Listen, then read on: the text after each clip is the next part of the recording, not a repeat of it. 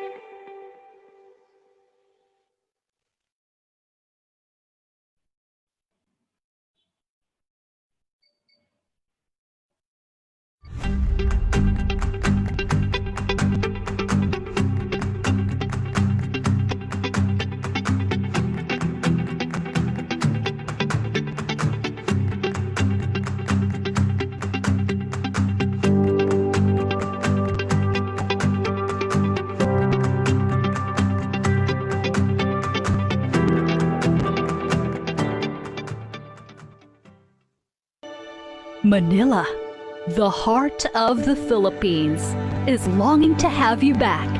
We search for your wandering gaze inside our museums and your curious steps through our historical streets. We look for your merry smiles as you eat and shop, and your laughter is a sound we long to hear once more. Hopefully soon, the city of Manila misses you. As the world awakens from the slumber brought about by the COVID-19 pandemic, we eagerly prepare for your return, launching projects that highlight safety, cleanliness, and most of all, the beauty that the city inherently exudes. Our dream is to welcome you to a Manila that has spent much time in heightening its existing tourist experience, to give our visitors a visual access to the rich art and cultural heritage of the city. Street clearing has been actively pursued. A pedestrian-friendly city awaits as wider sidewalks and green spaces are being built alongside enlivened parks and greenways.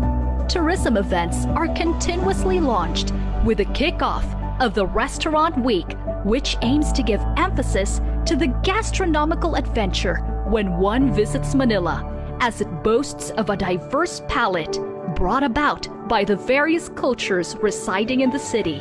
From the authentic Chinese food in Binondo to the street food of Ugbo and Endaya, and just recently, within Bonifacio Shrine, beside the newly installed Berlin Wall, is the newly launched Cafe Tolyo, a coffee haven. All these are being achieved while the city adheres to the health and safety protocols that have been set by the World Health Organization. Face masks and face shields must be worn at all times, while protective health habits such as proper hand washing, the use of sanitizing alcohol, and social distancing are strictly followed. Manila is a beautiful home enveloped with the warmth of its people, teeming with palpable pride, unforgettable hospitality, and resilience through any form of adversity. This strength, witnessed by its long and colorful history, pushed us to rise with courage, faith, and hope. Even in the midst of a challenging economic period, Manila is ready. See you soon.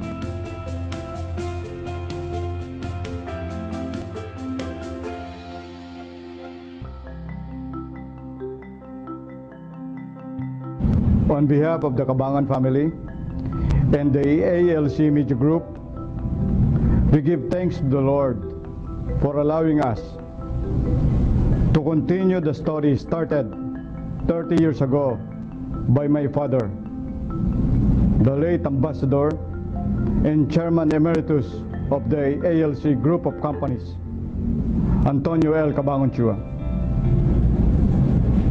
It is the story of how a small magazine got built on the strength of an incomparable friendship between a man of business and a man of words. This is the story of how they both cherished literature and vowed to nurture excellent literary works in the pages of the magazine. Through the best of times and the worst of times, we continue this story. This is the story of the Philippines Graphic.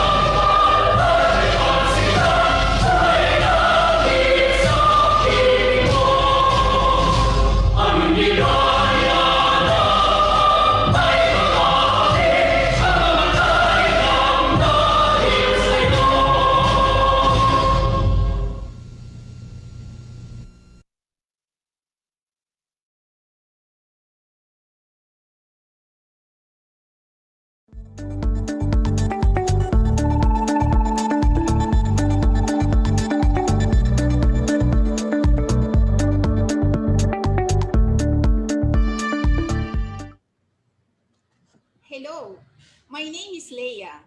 Before the webinar begins, let me tell you about the wonderful giveaways that viewers like you can bring home. Those of you who choose to type greetings, messages, or questions on our Facebook message screen while the webinar is ongoing will be eligible to having a giveaway. How? Well, we will print your names and place in this glass fishbowl. During intervals, I will pick a name and whoever is picked will be the graphic winner with the chosen giveaway. And what are the giveaways? Aha! We have two 32-inch sharp-colored TV sets plus 6 more items to be given during webinar intervals. So, let your names be known, your greetings be read, and your questions be answered. This is Leia Kaling-Bunotan, and you are watching the Philippines Graphics webinar, How's Your Soul Quotient? The State of Philippine Literature in the Time of Pandemic. I'll be back soon!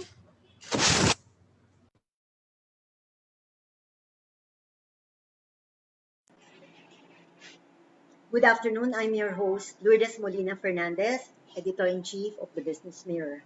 You're watching the first Philippines Graphic Business Mirror webinar on literature. And here is the publisher of the Philippines Graphic and the Business Mirror, Mr. T. Anthony C. Cabangon, to deliver the welcome remarks for a very exciting and interesting webinar. Good afternoon. Welcome to the Philippines Graphic Business Mirror webinar. How's your soul quotient? The state of Philippine literature in the time of pandemic. Poems, short stories, novels, plays, and essays are distilled experiences of humanity expressed in the most creative, descriptive, and illuminating of ways. Many a time we have encountered literature that exactly describes what goes on in your minds.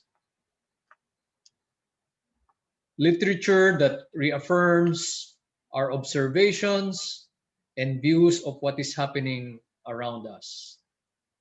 The experience is like an elixir that strengthens our spirits and our resolve as we go and face life's challenges. That is why they say that literature is food for the soul. So, how's your soul quotient? In the time of the worst natural disaster to afflict man in this century, we, the men and women of Philippines Graphic and the Business Mirror, hope to help you search the answer to this question through this webinar. Thank you very much. Thank you very much, Anton, for the uplifting welcome remarks. It's true that literature can move the soul to greater heights. And nowhere is this more profound than when prose and poetry open the hearts and minds of the young. Now the person I will next introduce to you is one who is young at heart. In his time, he opened a lot of young hearts and minds to the beauty of prose and poetry. His book, The Last Sacristan Mayor, and The Most Expensive Mass for the Dead, Tales from Ticao, was shortlisted as Best in Fiction for the National Book Awards. He co-authored books on Japanese cultures in Asia and war memories and conducted researches in politics, rituals, and cultures. In 2015, he was awarded by the Union of Writers of the Philippines, or UMPIL, the Gawad Sining ni Balagtas for achievement in the English essay. Ladies and gentlemen, here is public anthropologist, film critic, and film educator, Mr. Tito Genova Valiente. Hi, Chuchay. Good afternoon. Good afternoon, Chuchay. It gives me great pleasure to be here to join in this webinar. And speaking of prose, poetry, and the young, we find ourselves very, very lucky that majority of those who registered for this webinar are young people, in particular, high school students.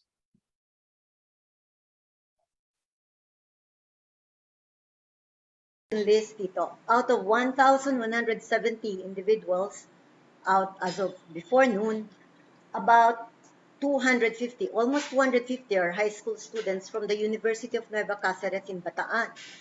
So our sincerest thanks go to Mr. Russell Brian Malyari, who is here with us today. Mr. Russell is the Secretary of the University and Associate Dean of the University of Nueva Cáceres, Bataan. Hi, Mr. Malyari. I'm right now here in Naga. Our old name is Nueva Cáceres. How are you? Right. Good afternoon. Good afternoon, Sir Tito, Ms. Chuchay. I'm very happy to be in the company of great literature minds this afternoon. And we're here in Bataan. Weather is very fine, and we're looking forward to the activity this afternoon. Oh, could you tell us more about your university, the University of Nueva Cáceres in Bataan, Mr. Malyari? Well, yes. As you've mentioned, sir, the University of Nueva Cáceres, Bataan traces its roots from the University of Nueva Cáceres in Naga, but we are owned and operated by a separate entity. We have a different administration.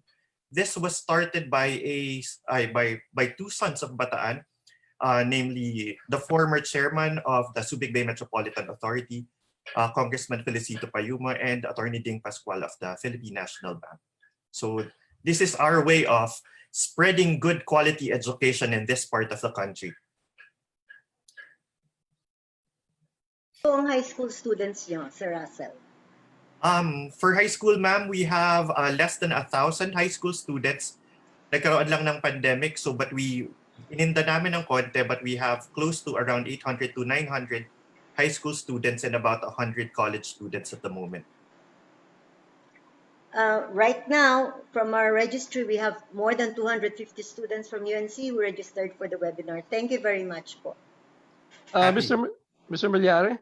Yes, sir. Thank you so much. Maraming salamat. We will be going back to Mr. Malyari later on during our question and answer segment. Suchay?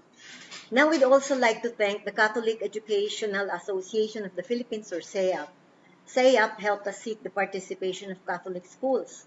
So we thank Mr. Jose Alan I. Arellano, the CEAP Executive Director, for CEAP support. Among the schools that registered for this webinar are the Franciscan College of the Immaculate Conception in Leyte, the Holy Spirit Academy of Malolos in Bulacan, Notre Dame of Lambayong Inc. in Maguindanao, wow, St. Anthony's College in Santa Ana, Cagayan, St. Joseph College in Southern Leyte, St. Mary's College of Quezon City, St. Thomas Aquinas College in Leyte, San Beda University, St. Bridget School in QC, St. John Paul II College of Davao in Matina, Davao, St. Joseph School of Mactan in Cebu, St. Jude Catholic School, St. Mary's Academy of Carmen in Cagayan de Oro, the St. Paul College Seminary in Cavite, St. Paul University in Manila, St. Peter the Apostle School in Paco, Manila, St. Peter's College of Ormoc in Leyte, Santa Teresa College of Batangas, and St. Teresa's College in Cebu, to name a few. Our registration list also includes students from the University of the Philippines, Polytechnic University of the Philippines, University of Santo Tomas, San Beda, and the Jose Rizal Technological University. We have schools from as far north as Santa Ana, Cagayan, to as far south as Maguindanao and Sultan Kudarat in Mindanao. We also have 34 registered students from the Hermosa National High School in Hermosa, Bataan. I think we have a representative from Hermosa National High School today in the person of, we have a very young guest, Jamie Rivera, a special program in the arts student of Hermosa National High School. Good afternoon, Jamie. Good afternoon din po. Hi, Janie. I'm going to ask you a question I would not otherwise ask other people. How old are you, Janie? I'm 15 years old po. Wow. Yeah, Are you interested in writing, Jamie? Have you explored writing poems or short stories? I wrote a poem once po. It was about being a kid. And I also wrote a short story about flowers. And to be honest po, I'm really nervous right now because it's my first time. But at the same time, I'm excited to be here po with our country's very best writers. And I'm confident that I will learn a lot po in this webinar. Thank you, Jamie. Chuchay, some 42 students also registered from the St. Jerome Emiliani School in Dinalupihan, Bataan. We thank Ms. Nora Babalo, principal of St. Jerome Emiliani School, who is with us today. Good afternoon, Principal Babalo. We're so happy you could join us this afternoon.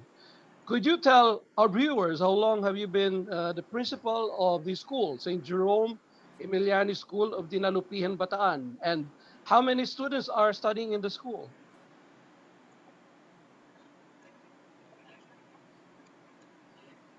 Ms. Babalo?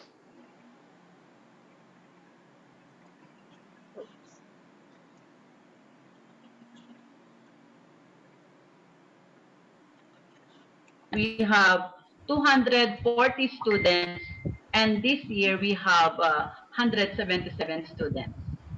Oh, Ma'am, good to know that the St. Jerome Emiliani School is still operating, even amidst the pandemic. I know it's been very challenging for most schools.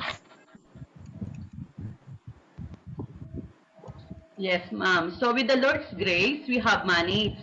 We wish to thank the Philippines Graphic for the opportunity of letting our students know more about literature.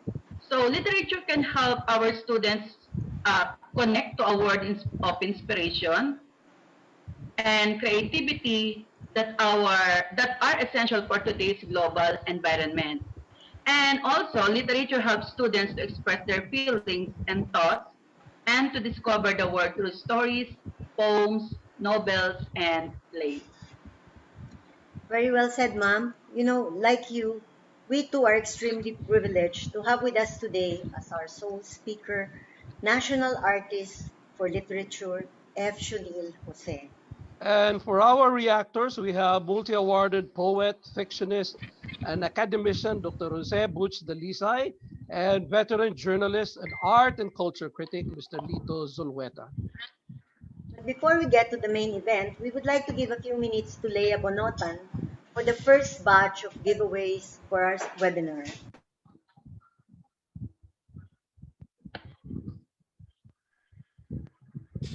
Thank you very much, Ms. Chuchay and Mr. Valiente.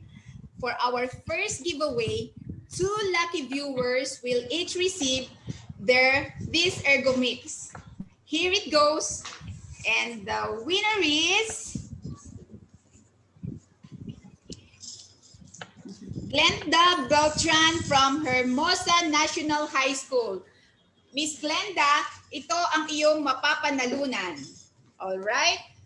And we will draw another one.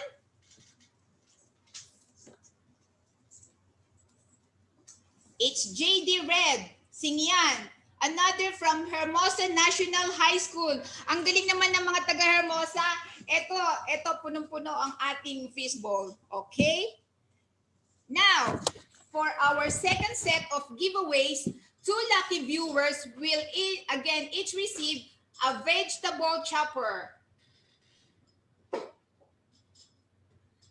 Ayan. Ito. A vegetable chopper. Okay? So, magdodraw ulit tayo ng 2 lucky viewers.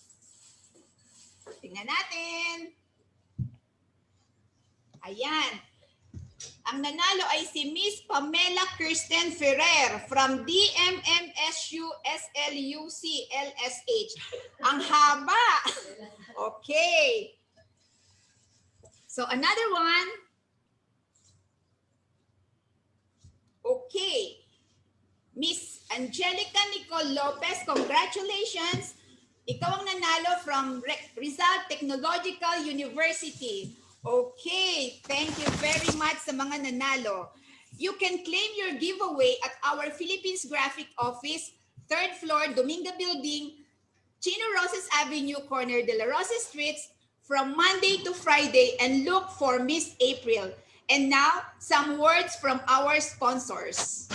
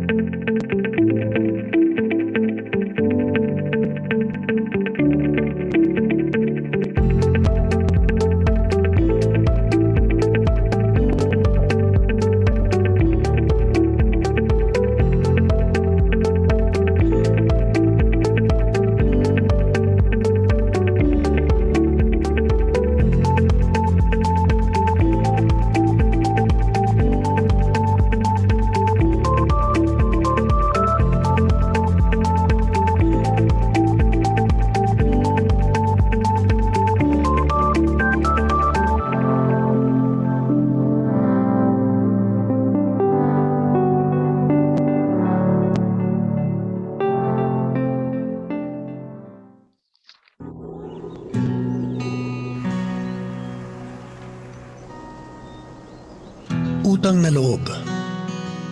Tanaw namin yan sa kalikasan, sa mga naninirahan at namamahala sa Palawan. Respeto ang bigay namin sa komunidad na puhunan ng aming industriya. Dekada 60 nang nadiskubre ang nickel ore sa Rio Tuba. Ang total mining footprint ng bansa ay kalahati lamang ng 1% ng kabuuan ng Pilipinas. Simulat sa pool, sinigurado ng RTN ang pagmiminang responsable, umaalala sa kapakanan ng di lang kalikasan, kundi pati na ang mga naninirahan sa mga bayang aming pinagtatrabahuhan. Makalipas ang 40 taon, isa sa mga pinakamatatag na tagapagtaguyod ng ekonomiya ang RTN at isa rin sa mga haligi at tagabantay ng ilang komunidad sa Palawan. Ang minahan sa Rio Tuba ay nagsimulang mag-export noong October 1977. Ipinagmamalaki namin ang masaganang ani ng ore, pero higit sa lahat, ang aming naging kontribusyon sa sustainability at pamayanan ng Rio Tuba. Malaki ang respeto namin sa kalikasan, kaya nais namin na ang hiniram hindi lang ibabalik, kundi pagyayamanin pa.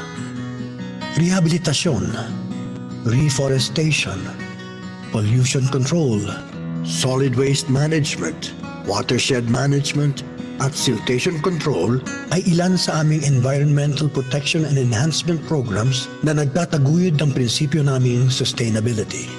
Our ends of mining rehabilitation is actually towards ecosystems restoration. It's not for logging, it's not for harvesting, it's for ecosystems restoration. Because that's the spirit of the Philippine mining law. Ang aming na-rehabilitate ay nasa mga 390 hectares. Kaya I am emphasizing on the right advocacy, which is mining has to be done responsibly. Ipinagmamalaki namin ang pagtanggap ng Presidential Mineral Industry Environmental Award mula sa 63rd Annual National Mine Safety and Environment Conference na kumikilala sa best practices sa mining industry. Ang operations namin sa Rio Tuba ay napili ding Philippine entry sa kauna-unahang Asian Mineral Awards, Category 1, Best Practices in Mineral Mining. Noong 2014, nagsimula din kaming ihanay ang aming mga programa sa United Nations Sustainability and Development Goals para lalo pa namin mapagbuti ang aming impact sa kalikasan at pamayanan. Katuwang nung aming komunidad na tinatawag naming Project Management Committee, yan na po yung nagpapatupad ng SDMP or Social Development and Management Program. Meron din tayo mga special program tulad ng mga pagpapalaro natin sa iba't ibang bayan, pagbibigay ng mga computers, pagpapatayo ng mga school buildings. Sa kapakanan ng mga tao, ibig sabihin, pumasok siya, pag-dismiss niya, ganun din dapat yung tsura niya.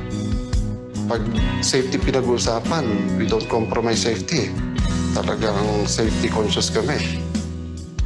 Para sa RTN, partnership ang pagmimina. Kaya't patuloy kami sa pagtaguyod ng pamumuhay ng komunidad sa tulong ng iba't ibang programa. The company provides free medical services to the employees and their dependents, and also the indigenous people surrounding Rio Tuba. And then we also operate 2 schools, the Leonidas Esperata Memorial School, wherein dependents of the employees of the mining company are enrolled. Another school that we operate wherein we bring the school to the community is the ILS, Indigenous Learning System. We brought the school there so that they will be able to learn to read and write. Those are the basic learning program of the curriculum of the ILS. Kung pagkatiwalaan kaming ituloy ang aming operasyon sa Bulanjao, sinisigurado namin ang patuloy na commitment sa sustainability at empowerment ng aming host communities.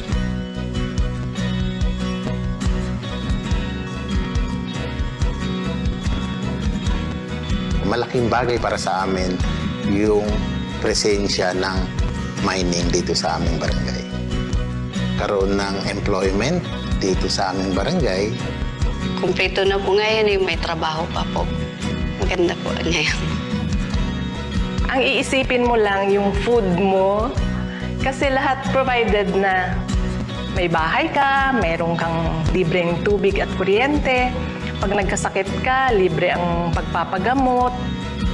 Ako mismo nagsabi na ayaw ko po dito sa Rituba kasi bukod sa napakalayo, ang lungkot, walang kuryente. As in, hindi ko gaya ngayon na ang laki pa na pinagbabago. Time will come, mawawala yung mining dito sa aming barangay. Hindi pa kami handa. Kung po pwede sana, wag mo nang mawala. Papayagan pa sila ng gobyerno na makapagpatuloy sa kanilang pagmimina. Unlad at unlad ng Rituba. Kung mawawala po ang kumpanya, palagay ko po mapipilayan ang komunidad. Para sa patuloy na pagtaguyod ng Rio Tuba na naging masaganang ehemplo ng matibay na partnership sa gitna ng RTN at ng komunidad, ipagpapatuloy namin ang responsable, may puso, makatao at makakalikasang pagmimina na tutulong sa ekonomiya at tatanaw ng utang na loob sa pamayanan at kalikasan.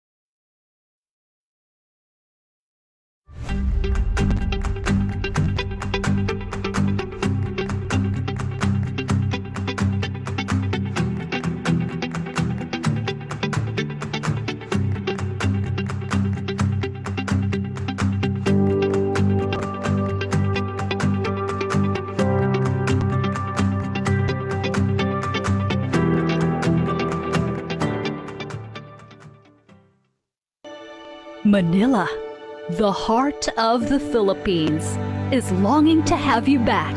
We search for your wandering gaze inside our museums and your curious steps through our historical streets.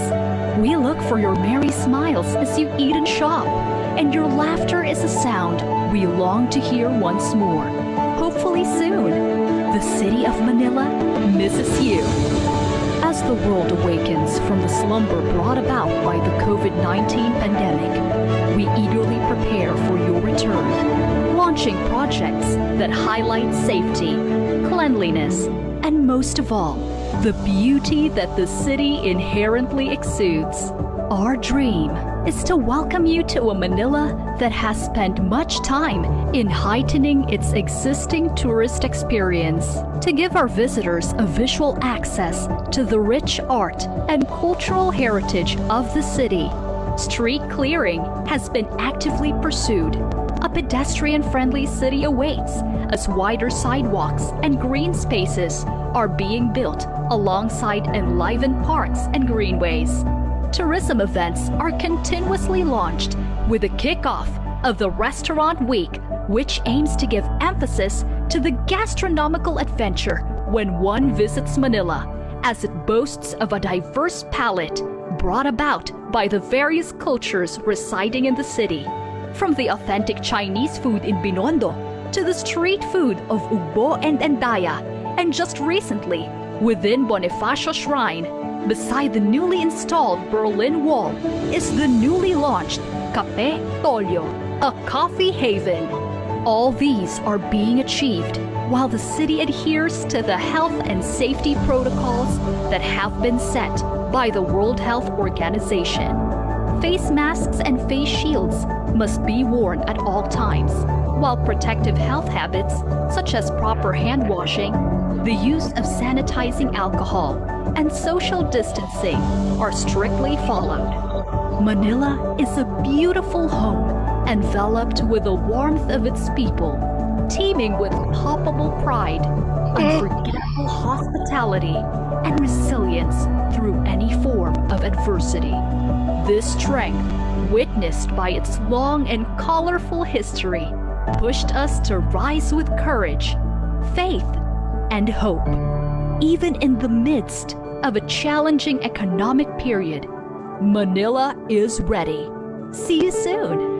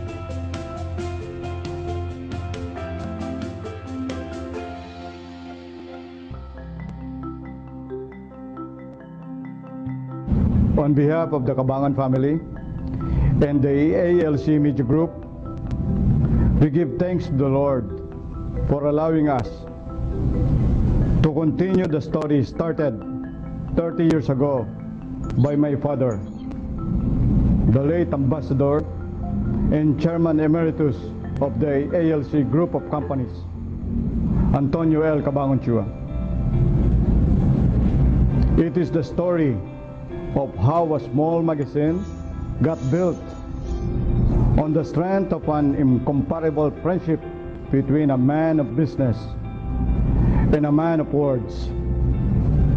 This is the story of how they both cherished literature and vowed to nurture excellent literary works in the pages of the magazine. Through the best of times and the worst of times, we continue this story. This is the story of the Philippines Graphic.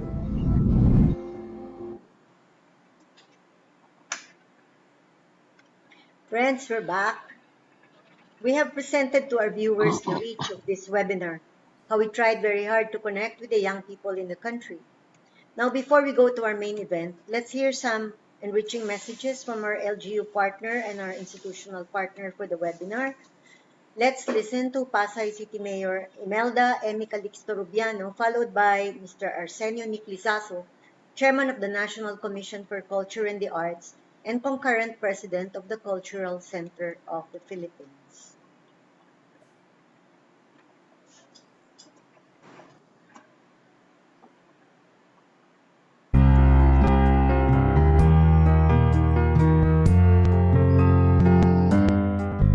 A most pleasant day to everyone.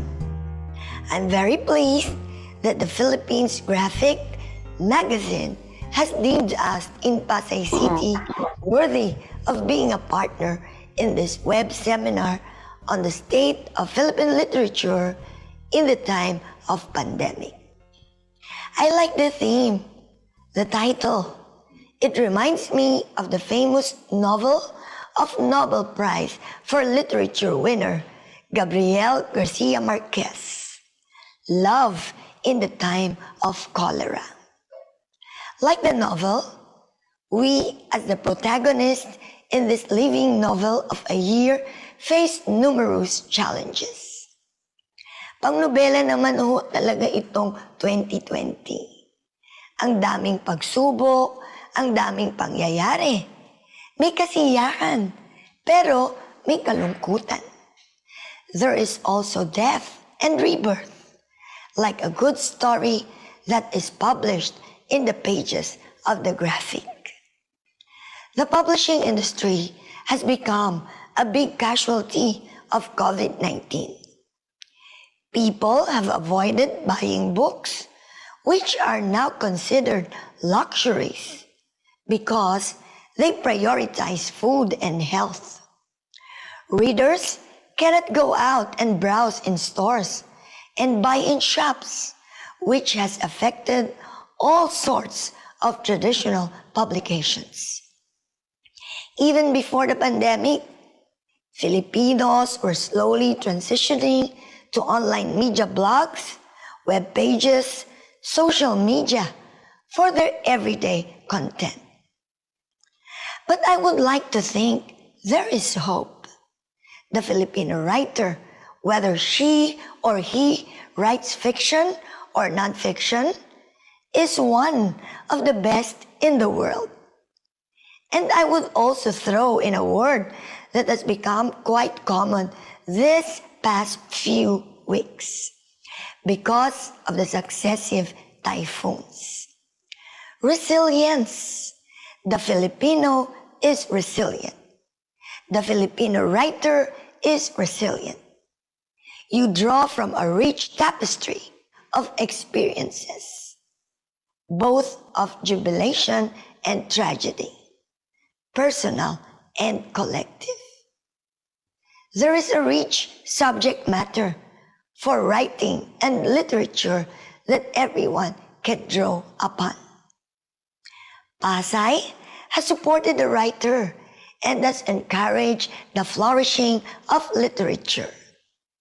We have been a grand winner of the DepEd's National Literacy Award search. We try our best to inculcate a sense of cultural learning and appreciation for the written arts, especially in our young people in our city. There is always hope. There is always the big possibility of things getting better in our local literature scene. And I hope the Philippines Graphic will be one of the vanguards in the resurgence of talent during and post-pandemic. As we all know, the Graphic has supported writing talent continuously for several decades. We in Pasay will always advocate learning and culture. We will be active partners in any effort to educate our people, especially our young. Most importantly, we join you in looking forward to a better, brighter future for our writers. Maraming salamat po sa pagkakataong makasama kayo sa napaka-importanteng pagtitipong ito. Muli, sama-sama tayong itaguyod ang literaturang Pilipino sa harap ng pagsubok.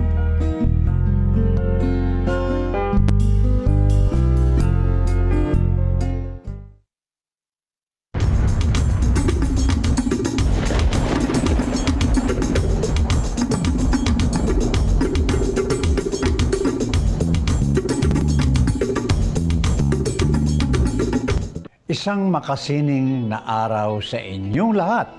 What does it mean to be human during the major biological crisis like the coronavirus pandemic? What can the humanities, the study of what it means to be human, offer to help us survive such trauma? As we inch closer to the end of this remarkable year, I often ask myself this question. Perhaps the answer lies in the lessons of the past that literature possesses, or in the beauty of poems, stories, and songs that calm our senses. Nevertheless, literature gives us insights on how we can make sense of a world now in many ways beyond our control. As the de facto Ministry of Culture in the Philippines, the National Commission for Culture and the Arts, NCCA, remains committed to its mandate of preserving, safeguarding, and promoting our country's arts and culture.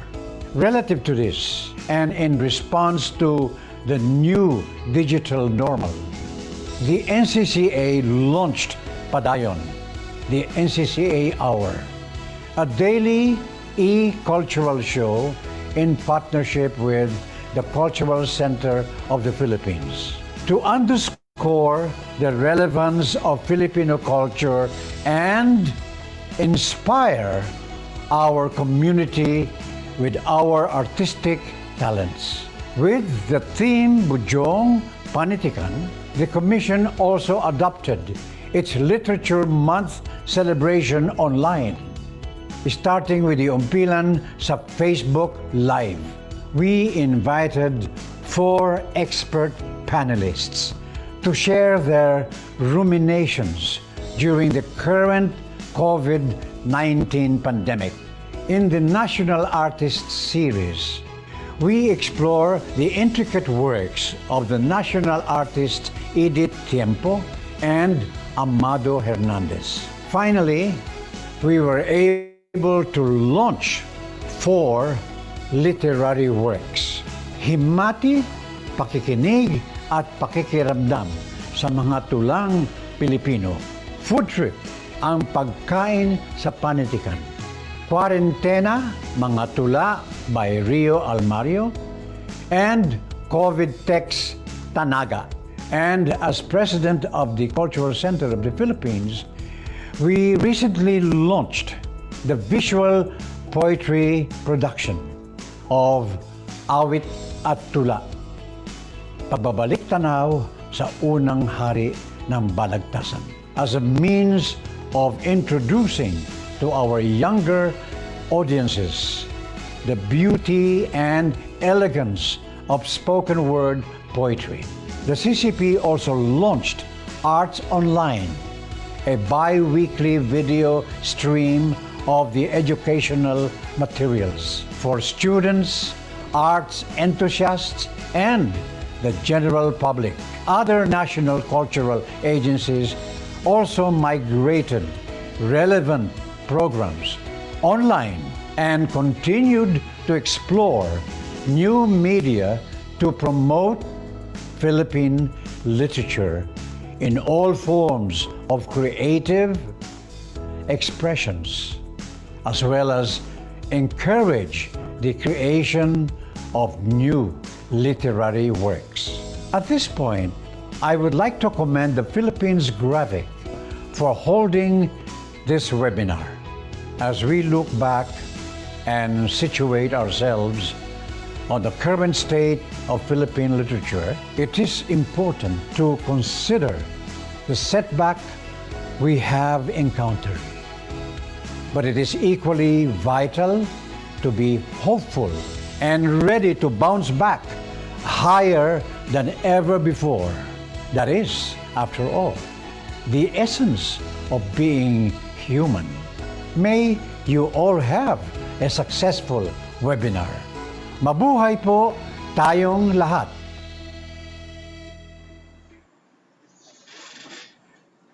Thank you very much, Mayor Rubiano and Chairman Lisaso. Nakakataba po ng puso yung mga sinabi nyo. You know, it's always a joy to see a local government that's so committed to promoting literature even at the barangay level. We especially wish to commend Mayor Rubiano and the City of Pasay for winning the DepEd's National Literacy Awards. Mahirap panalunin yun. And we thank NCCA Chairman Nick Lizazo for his indefatigable championing of Philippine literature. We salute you, sir, for adapting to the challenge of the times by going online with your many activities, especially during the Literature Month. And now, without much ado, let's go to the main event of this webinar. Our sole speaker has been witness to the history, developments, and challenges that have shaped much of what is Philippine literature today. Born on December 3, 1924, he has been seen through the highs and lows of Philippine literature across 15 presidents of the Republic, from the time of President Manuel Luis Q. Quezon to the years of President Duterte. Since starting his writing career in 1949, he has written more than 35 books, translated into more than 20 languages, and published worldwide. He is best known for his epic work, The Rosales Saga, 5 novels encompassing 100 years of Philippine history. It is a vivid documentary of a Filipino life. He has also been involved in international cultural organizations, notably International PEN, the World Association of Poets, Playwrights, Essayists, and Novelists, whose Philippine Center he founded in 1958. He has worked as a journalist and has founded a bookshop, publishing house, and art gallery. In 1966, he established Solidarity, a monthly magazine of current affairs, ideas, and the arts, whose contributors included Southeast Asia's leading writers, poets, statesmen, scholars, and political activists. His many awards include the Philippine National Artist Award for Literature in 2001, the Ramon Magsaysay Award for Journalism, Literature, and Creative Arts in 1980, the Pablo Neruda Centennial Award in 2004, and the officer in the French Order of Arts and Letters in 2014. Ladies and gentlemen, the Philippines Graphic and the Business Mirror proudly give you the National Artist for Literature, Mr. F. Sionil Jose.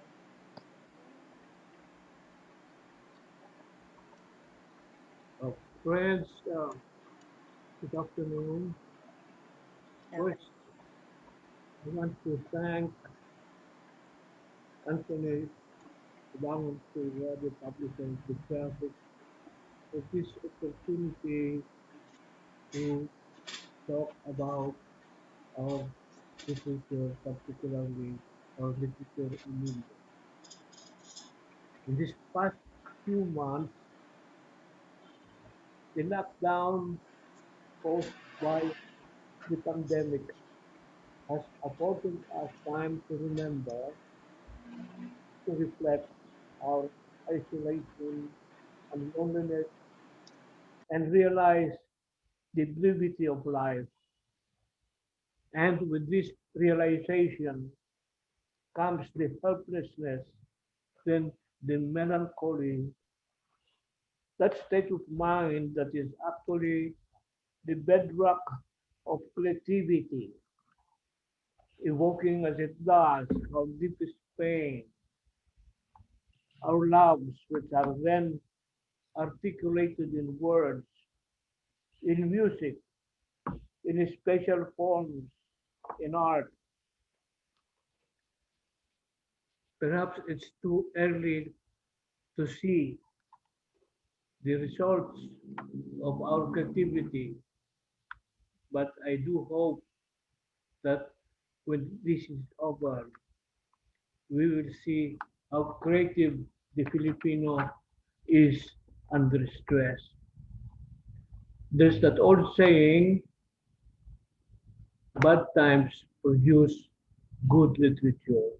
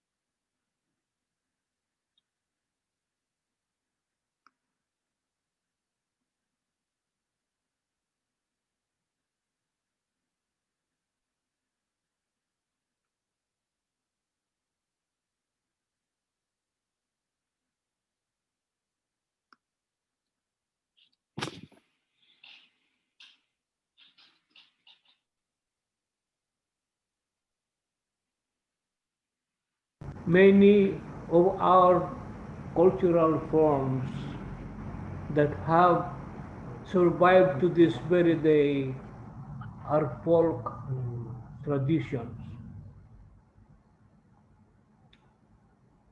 And it is for our creative writers, particularly our artists, to look at this tradition and to use it in the creativity in which they are engaged. The folk dance, the folk, the folk music, these are the beginning or the of the culture that we will develop. We are very fortunate in the sense that many aspects of tradition exist. The epics of the eras, of the marathons, they are still. And only recently we have had poetry contests in vernacular, as the Tagalog call it. We also had Moro Moro, or the community Ilocanos call it. All these are materials that we can develop for modern entertainment, for vision, for instance.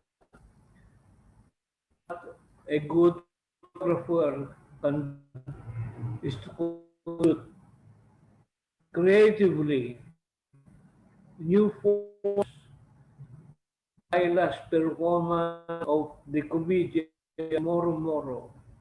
And we can also a very good writer poet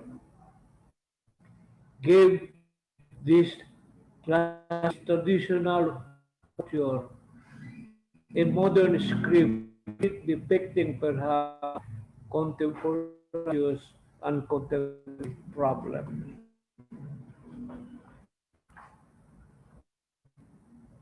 And language.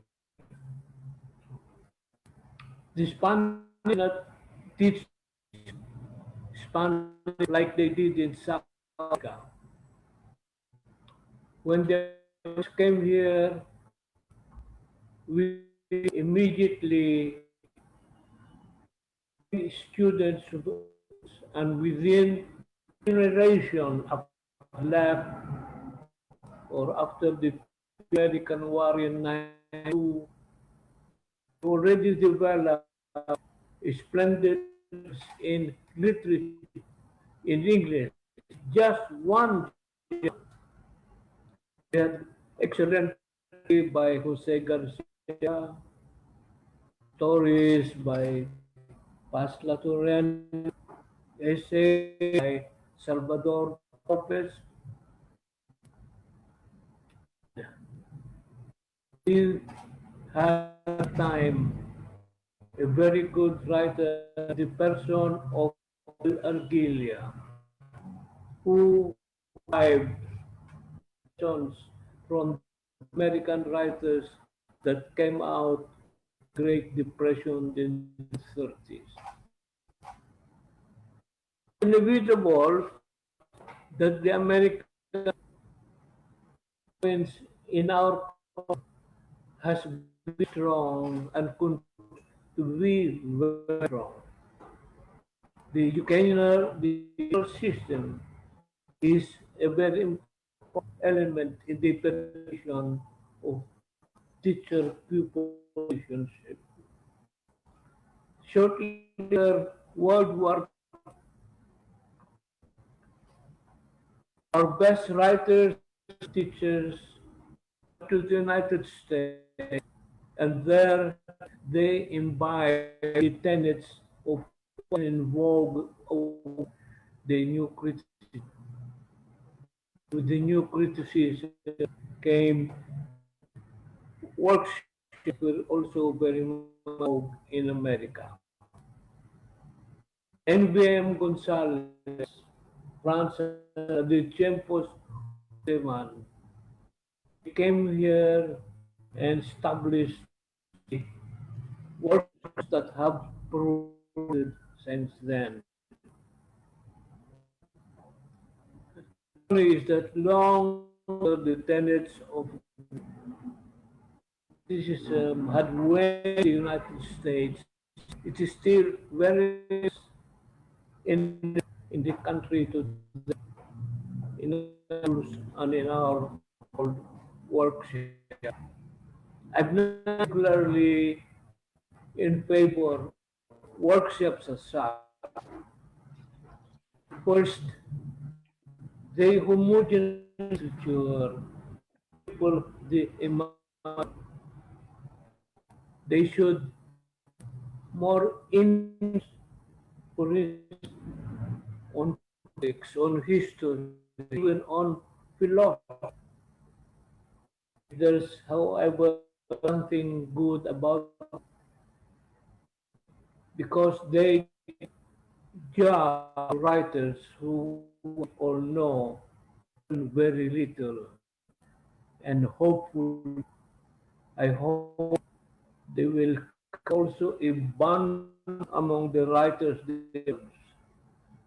This bonding with a sense of unity, understanding that there is something bigger than much bigger than their art. That is the of nation. It is important to realize this sensation as a national language. This is where tremendous problems have erupted since before the war, when President Quezon declared Tagalog the national language. Tagalog favors and so a lot of opposition from bigger groups like the Cebuano and Ilocano. This is unusual for other countries. Indonesia, since the beginning of its independent movement, did not take Javanese as the language, although it was spoken majority Indonesians, also because Japanese very, very strong cultural tradition.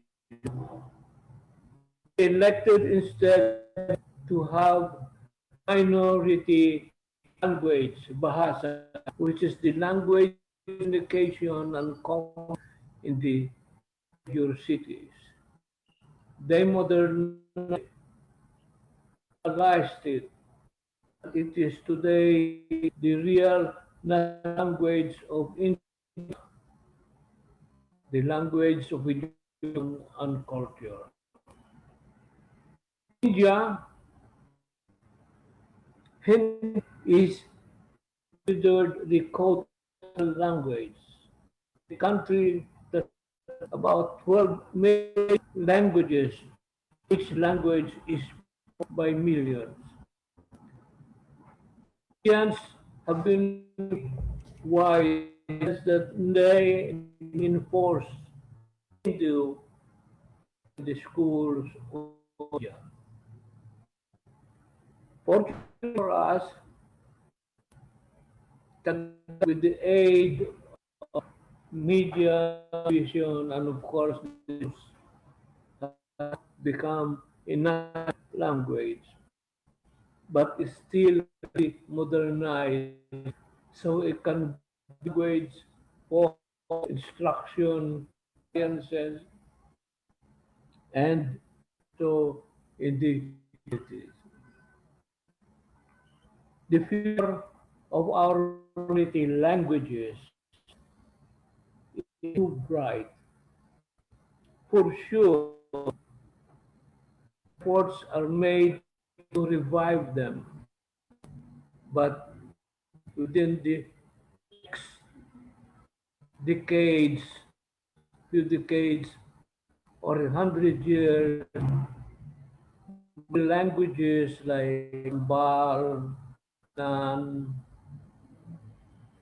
Kagan will probably away. Already hear no more of poetry in Sinan or Kapampangan. Fate of minority languages everywhere. So that's important that now all of these languages be translated into Tagalog or into English so that they will be perpetuated, because one guy thing about them also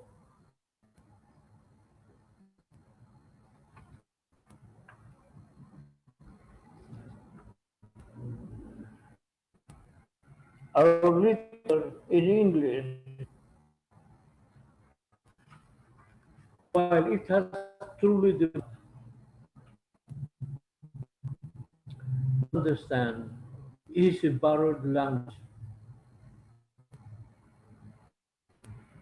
And there's thing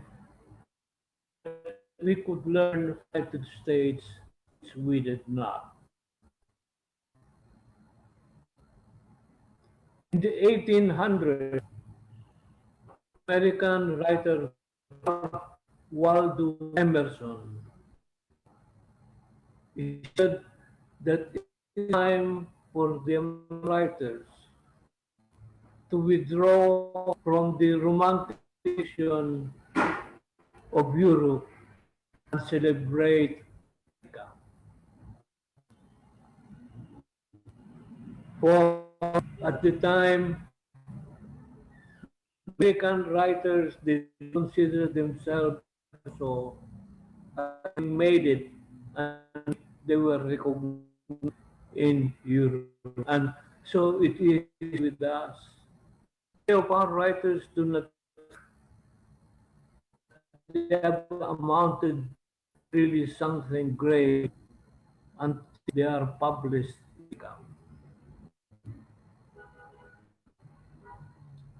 Read what Emerson said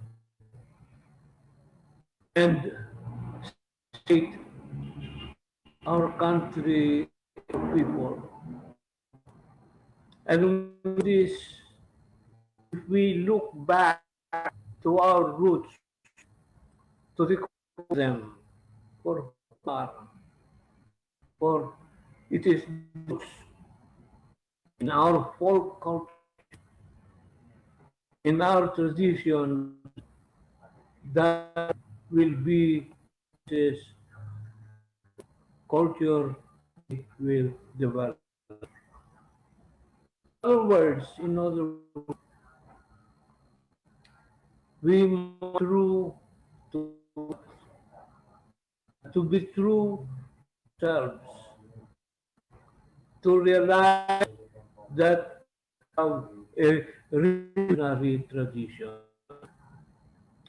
Back 50 years ago, I heard a lecture in Silliman where echoing Camus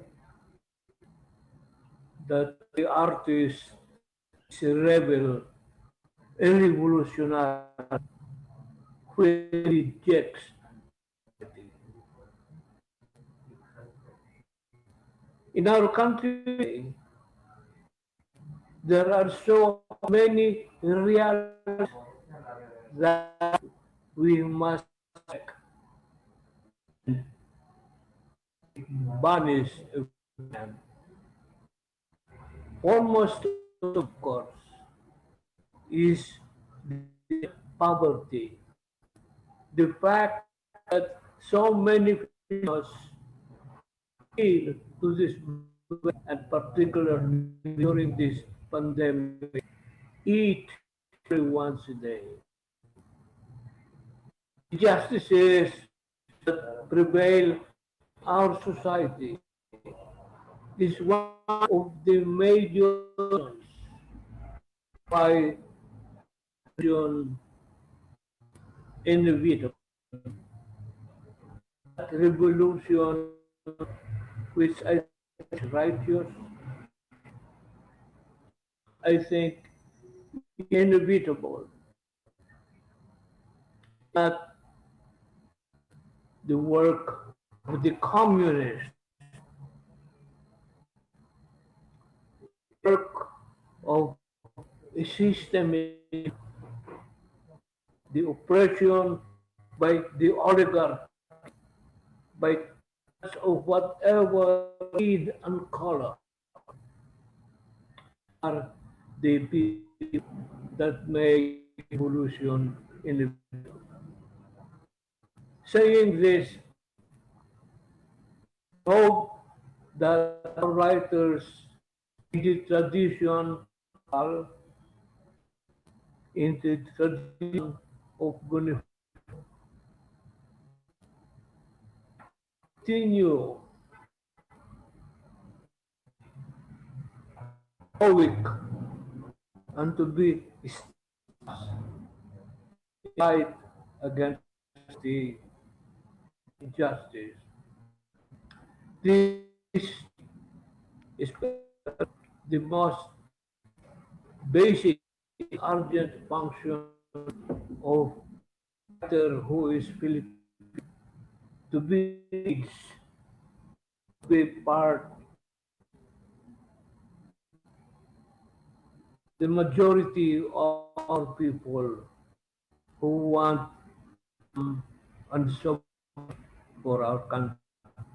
Thank you.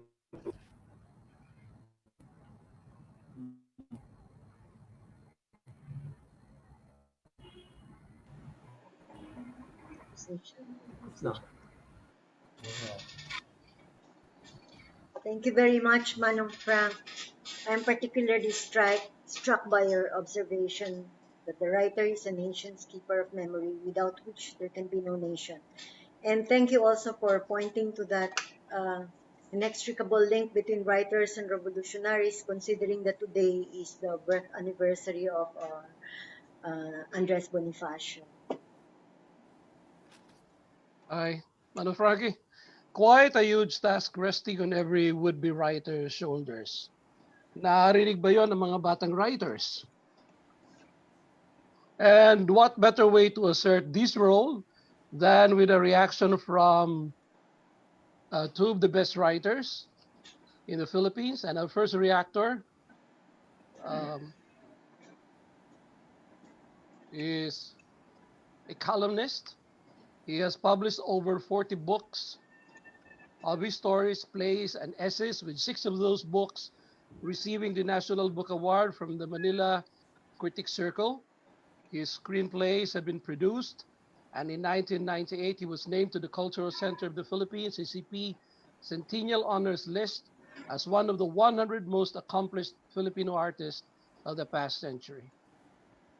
Our first reactor graduated from the University of the Philippines in 1984 with an AD English magna cum laude, and then received an MFA from the University of Michigan and a PhD in English from the University of Wisconsin-Milwaukee on a Fulbright Hays grant. He taught English and creative writing as a full professor at the University of the Philippines. After serving as chairman of the English department, he assumed the post of VP for Public Affairs of the UP system from 2003 to 2005. He then served as director of the UP Institute of Creative Writing for 3 terms before returning as vice president for Public Affairs in 2017. He was then appointed professor emeritus shortly after his retirement in 2019. The Jose Y. Dalisay Jr. Professorial Chair in Creative Writing was endowed in his honor. Among his literary distinctions, he has won 16 Carlos Palanca Awards in 5 genres, entering the Palanca Hall of Fame in 2000. In 1993, he was named one of the outstanding young men, TUYM, by the Philippine JACES for his creative writing. Chuchay? Okay. Our columnist and reactor is now busy working on an oral history of martial law in the Philippines, an era in which he lived and witnessed. He's married to the painter and art conservator June Dalisay, and they live in Quezon City. They have one daughter, Demi. She's now married and living in the States. His interests include vintage fountain pens, poker, and all things Apple. Ladies and gentlemen, it gives us great pleasure to introduce Jose Butch Y. Dalisay Jr. Thank you very much, Chuchay. Magandang hapon po sa inyong lahat. I hope you can hear me clearly. Many thanks, first of all, to our national artist, Manong Frank Sionil Jose, for an insightful overview of our literary history and situation today. A few months ago, the Ateneo Art Gallery and the Calaw Ledesma Foundation sponsored an essay contest on life under the pandemic, and more than 300 entries, mostly from young people, were submitted. The UP Institute of Creative Writing sponsored webinars on writing under COVID, to which many writers and students responded. And with all due respect to Manong Frankie's misgivings about workshops, UP was able to hold its 59th annual Writers' Workshop online last month, providing young writers a sense of community and comradeship in these times of enforced isolation. Writing is lonely enough and is lonelier still under conditions of lockdown. Of course, for some of us, the quarantine left us with no excuse not to write, especially those of us who had long been yearning for the time and space to work.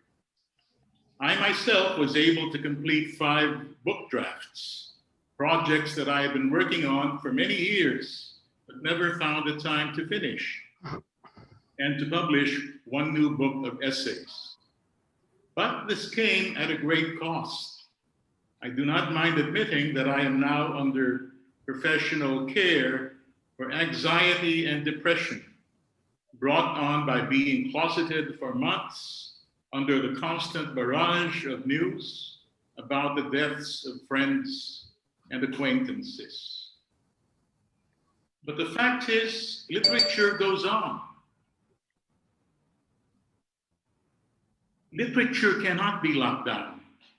It is a tongue that cannot be silenced, a brain that will not sleep, a nerve that will keep twitching even when hammered 1,000 times.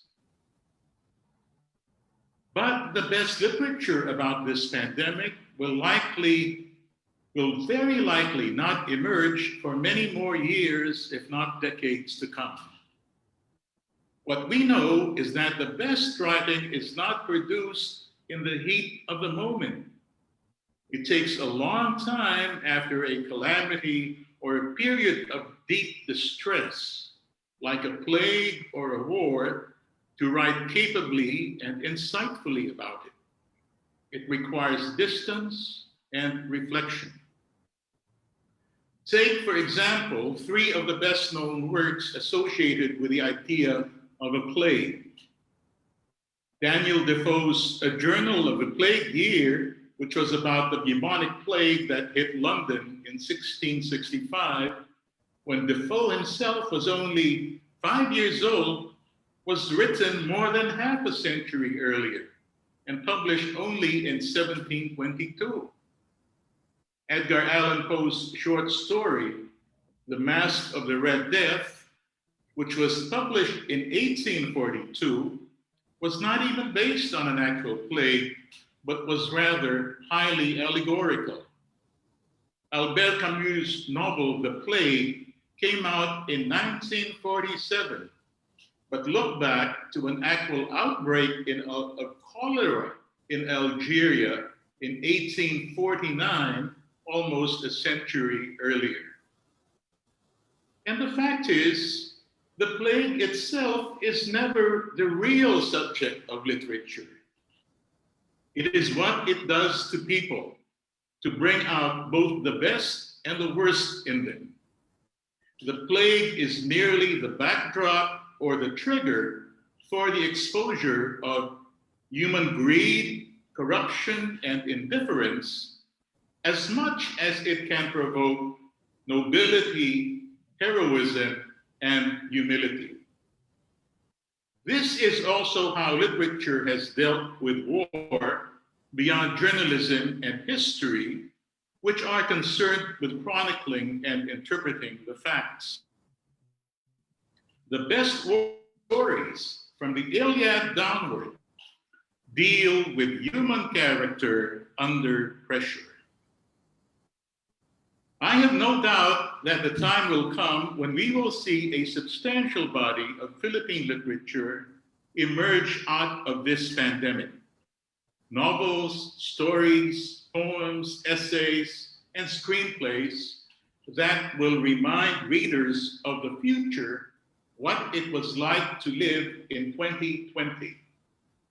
And it won't be just about COVID and lockdowns, but OFWs, Dokhang, Netflix, K-drama, Lala Move, and Donald Trump. In his talk, Manong Frankie spoke of the need to be true to oneself, to be engaged with self, our time, and our place. And it's something with which I totally agree, because this is how literature refreshes and revitalizes itself over time, with each generation grappling with its own demons. Each generation is defined by a particular challenge. For my parents, it was the Japanese occupation. For mine, it was martial law. For my daughter, it was EDSA. For today, it is COVID and its political context. The young writers of today are writing very differently in content and treatment from Manong Frankie's generation and from mine. And they should. Writers should write about their times, for their times, in their own voice and manner. And if they write well and insightfully enough, their work will have meaning and value for generations yet to come. I mentioned the political context of COVID, by which I mean that this pandemic has been accompanied and aggravated by the politics of ignorance, fear, and populism. All around the world, it has been used.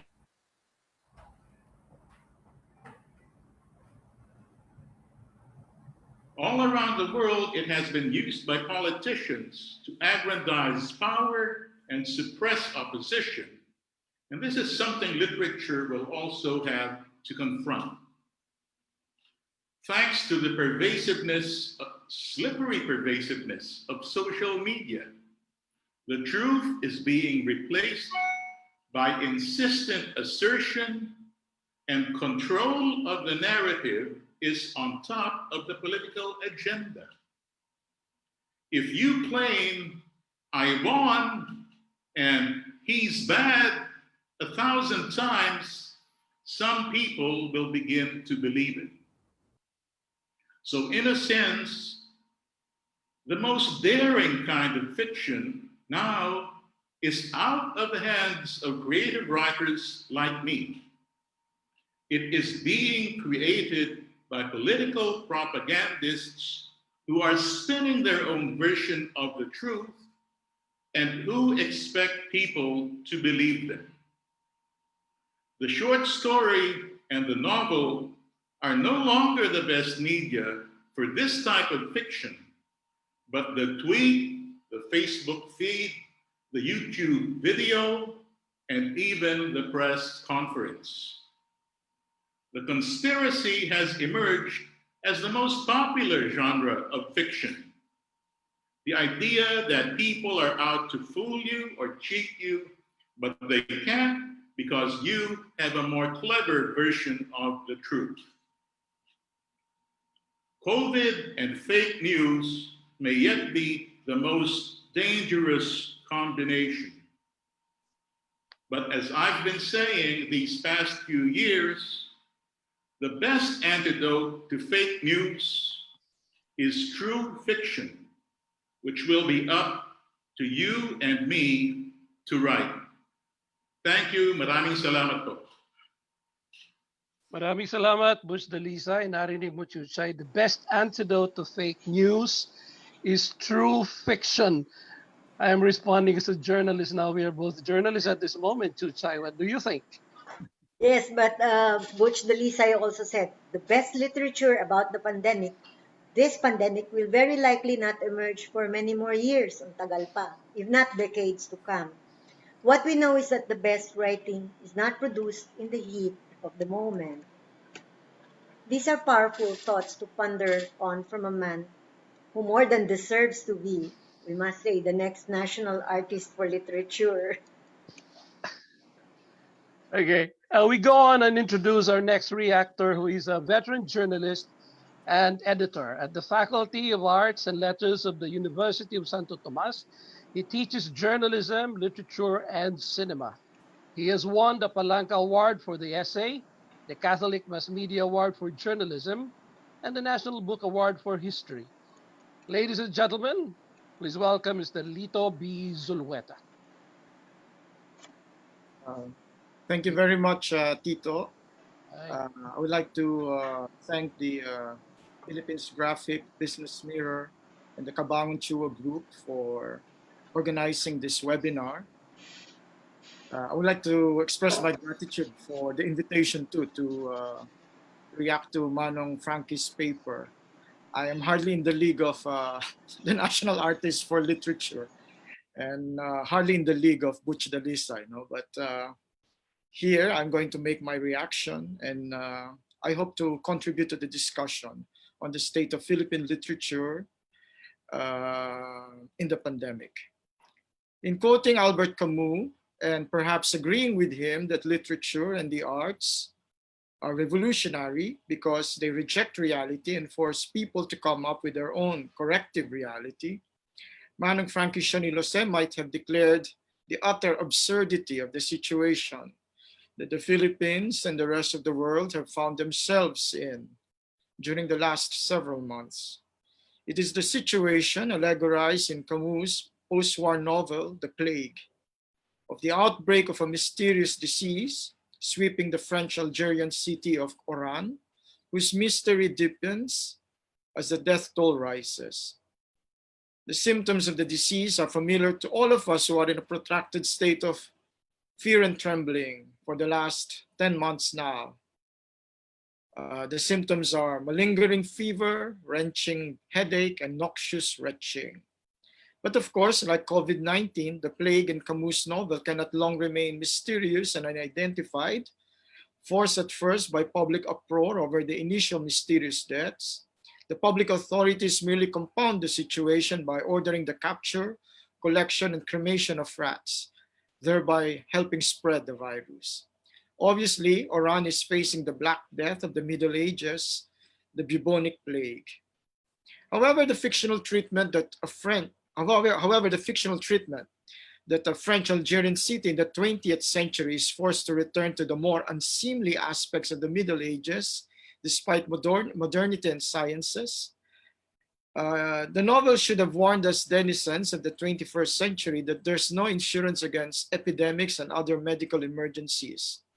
Not progress and development, not medicine and technology, not vacuous claims of humanism and empty declarations of optimism. In the 20th century, the 1918 flu, H1N1, similar to COVID-19, killed far more than the millions who died during the Great War or the First World War, which in fact helped spread the pandemic, according to epidemiologists today. The lessons of that war were many, but they were obviously not learned by humanity, since it was followed by the more destructive Second World War as we know it. Oddly enough, Camus' novel appeared in 1947, as Butch tells us, right after the war, and like the 1918 flu, it portrayed a pandemic sweeping Oran amidst the war, which should cause us to wonder, what war has been happening in our midst amid the COVID-19 pandemic? Or is it going to be reversed this time? The pandemic would be a precedent for what war, or God forbid, war and more wars. For us in the Philippines, the pandemic was preceded by the eruption of the Taal volcano in January. The terrifying eruption and the strange scene of volcano ash carpeting Batangas, Cavite, Mindoro, and even some parts of Metro Manila returned us to the Pinatubo eruption of nearly 30 years ago and its surreal aftermath, lahar covering the vast landscape of central Luzon and even extending to Metro Manila, a panorama of leaden ash and silver destruction. At least we could say we had advance notice of the pandemic since, because of Taal, we had learned early on how to wear the face mask correctly. In Illness as Metaphor, her 1978 essay about her cancer, Susan Sontag says that grave illness has become trapped as a metaphor. And the point about her essay is that illness is not a metaphor. To be stricken with cancer is prejudicial to the ill, to the one who is sick, according to Sontag. She shows how the myth and metaphor surrounding grave illnesses add severely to the suffering of the sufferers, to the victims themselves, and often stop them from seeking proper treatment. By demystifying these metaphors and fantasies surrounding cancer, Sontag shows cancer for what it is. It is a disease. Cancer is not a curse. It is not a punishment. One should not be ashamed to have cancer. One should instead have oneself cured because cancer is curable. Some 10 years later, Sontag, having survived cancer, but finding herself in a world confronted by a new and more radical menace, wrote AIDS and its Metaphors. And her point about the punitiveness of metaphors of illnesses, about illnesses, was reinforced if not made more compelling. Cancer and illness, she indicates, have been replaced by AIDS and the plague. And because of AIDS, the popular misidentification of cancer as an epidemic, as a plague, seems to be receding. AIDS has helped to divest cancer of much of its aura of shame, of the unspeakable. Like cancer, AIDS has been promoted to the status of a plague, according to Sontag, since like leprosy and syphilis, it is disfiguring and, quote unquote, repulsive.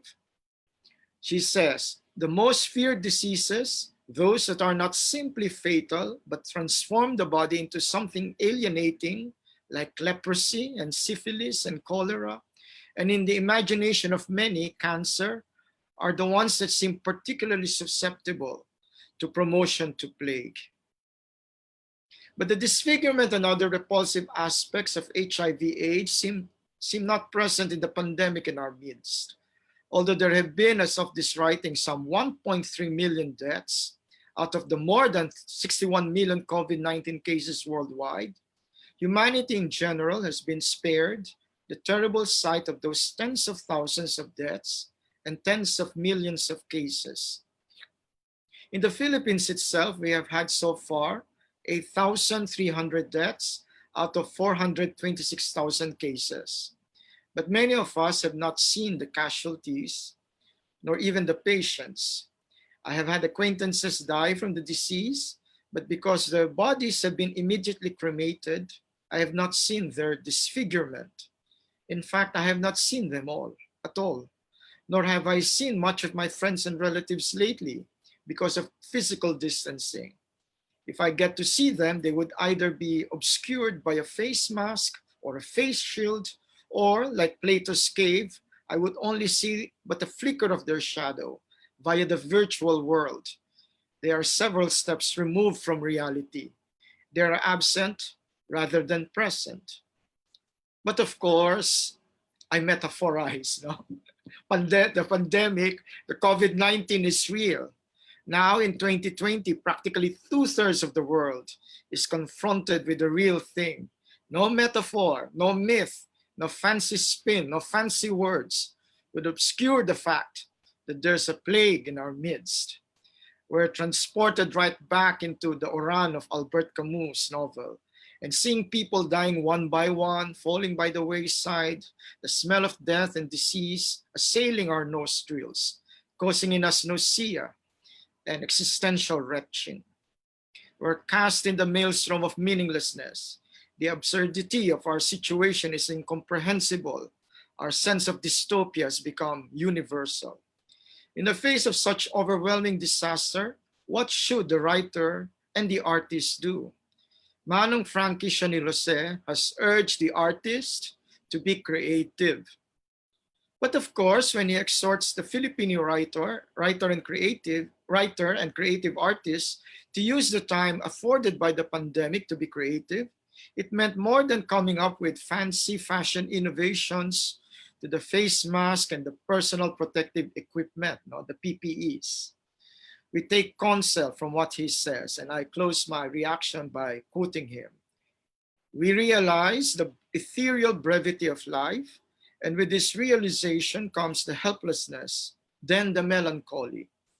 That state of mind that is actually the bedrock of creativity, evoking as it does our deepest pain, our loves, which are then articulated in words, in music, in spatial forms, in art. I hope that we will see all of this reflected in our literature, actualizing that old panegyric that bad times nurture good literature. Thank you very much.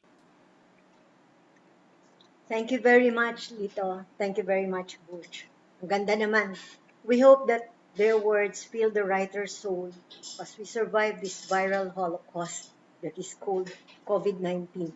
Kawawa naman yung mga generations ngayon, but I think as some experts say, it is also a good shaper of values for our younger generations. In the same way that our older generations were shaped by the war, and our generations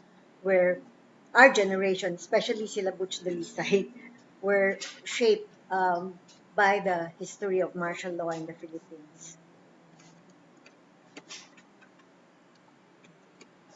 I think, Tito, we're going to go now to our question and answer segment of the webinar.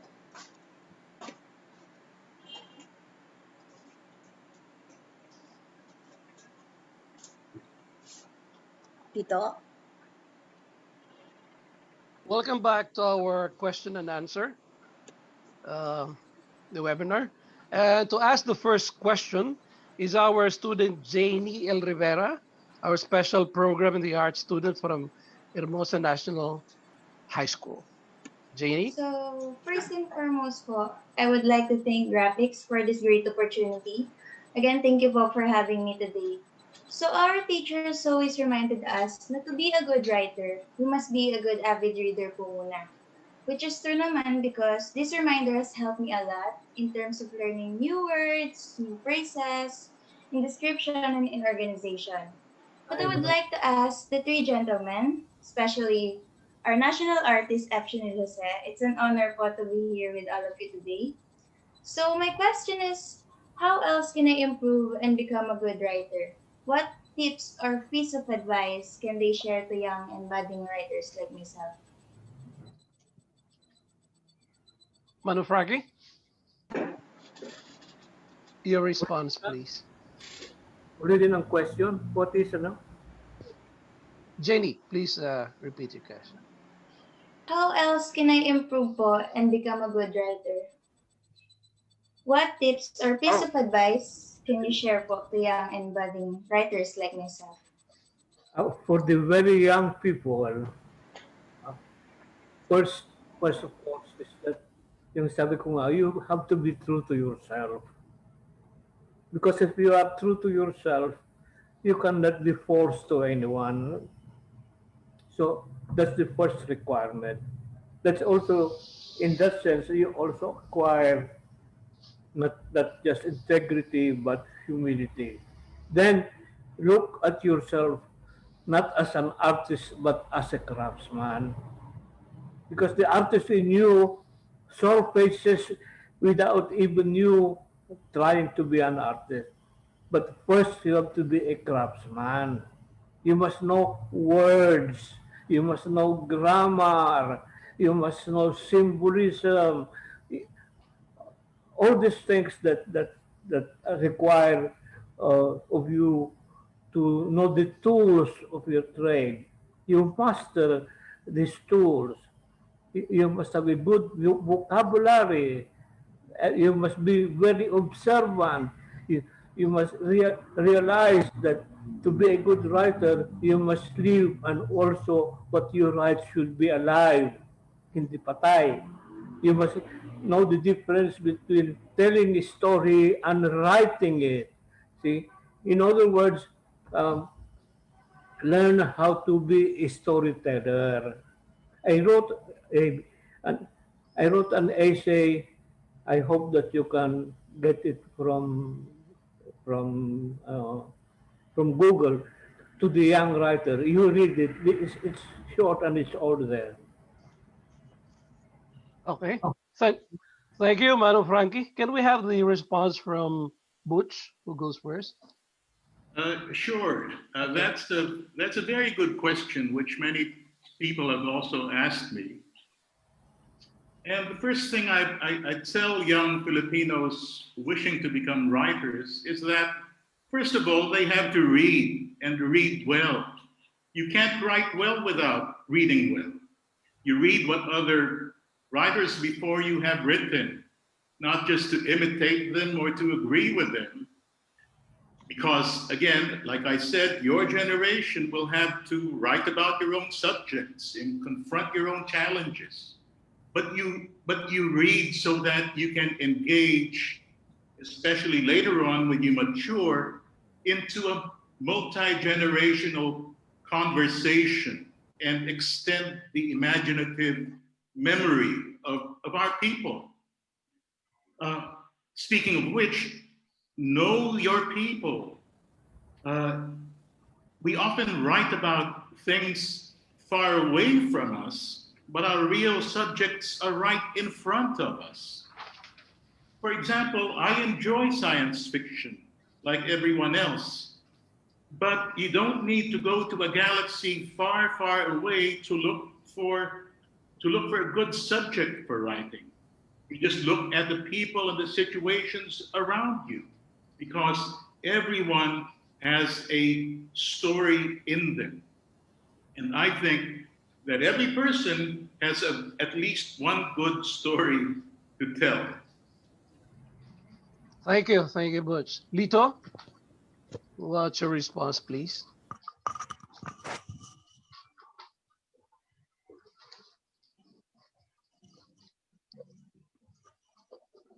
Lito? Sorry. Do you have some? Sorry. Okay. It's an interesting question from Janie Rivera. Of course, I'm not going to I'm not going to recommend to Janie Rivera to attend creative writing workshops because Manong Frankie doesn't believe in creative writing workshops. No. Like Butch, I share the view that aspiring writers should spend time reading quality literature. I always look back to the times when during my growing up years when we were provided with a substantial library by our father. Our father was at one time with the Philippine Army, and since the Philippine Army was allied with the United States, the Philippine Armed Forces were receiving these regular cheap editions of bestsellers from the United States, including the classics, Afro-American classics. So basically, we were reading those stuff when we were growing up. So in the recent Asia Pacific survey of education, the Philippine basic education learners landed second to the last in reading comprehension. So it means that we're losing the facility for reading, and presumably since not much of our basic education learners are reading well, they will not be able to graduate into good writers. So aspiring writers should read and read well. So now that you're introduced into this webinar sponsored by BusinessMirror and Philippines Graphic, perhaps you could also have the idea on what reading materials to read. Because the question now is the quality of the reading materials. In the social media, the new media has afforded us, has democratized the literature. So everybody could read. Yeah, everybody could read. But what are they reading? What do they read from the social media? Well, you go by the newspaper trending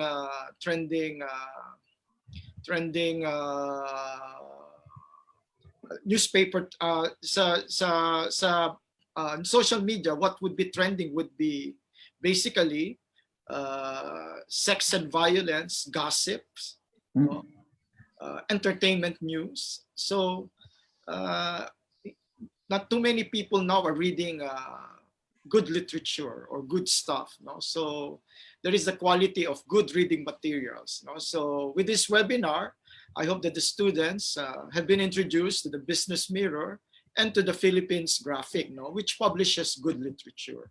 So perhaps you could include the Philippines Graphic and the Business Mirror among your reading materials, no, so that if you aspire to be a good writer, no, you should start reading the Philippines Graphic and the Business Mirror. That's it. Thank you, Lito. Janie, are you happy with those answers? Yes po, sir. It will go a long way in helping students like me to improve their writing skills. Thank you po. Thank you, Janie. The next question comes from Principal Nora Mabalo. Yes. Mabalo, please. So I would like to thank the Philippines Graphic on this webinar, and most especially to our guest speakers headed by Sir F. Sionil. Thank you so much, sirs. Now, my question is addressed to the two gentlemen who teach in the university, Mr. Butch Dalisay and Lito Zulueta. The pandemic has made it quite difficult to teach students with the lack of face-to-face teaching.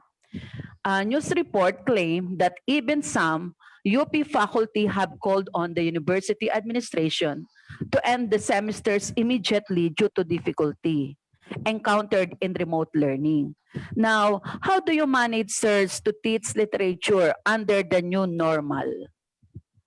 Okay. Lito. Lito daw. Lito muna. Lito, would you start? Very difficult question. Yes, our classes in the University of Santo Tomas are online, no, they're virtual. No.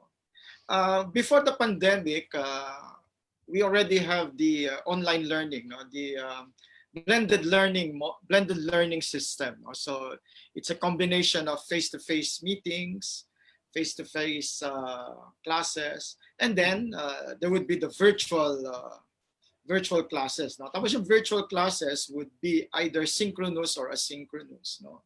So of course, the problem with purely online learning would be the digital connectivity, the problem of internet bandwidth, something going wrong with the Wi-Fi. So we have experienced that in the University of Santo Tomas, especially this semester. In fact, we've only continued our class last week. After 2 weeks of suspension because of the typhoons. So the typhoons disabled the internet for many of our students.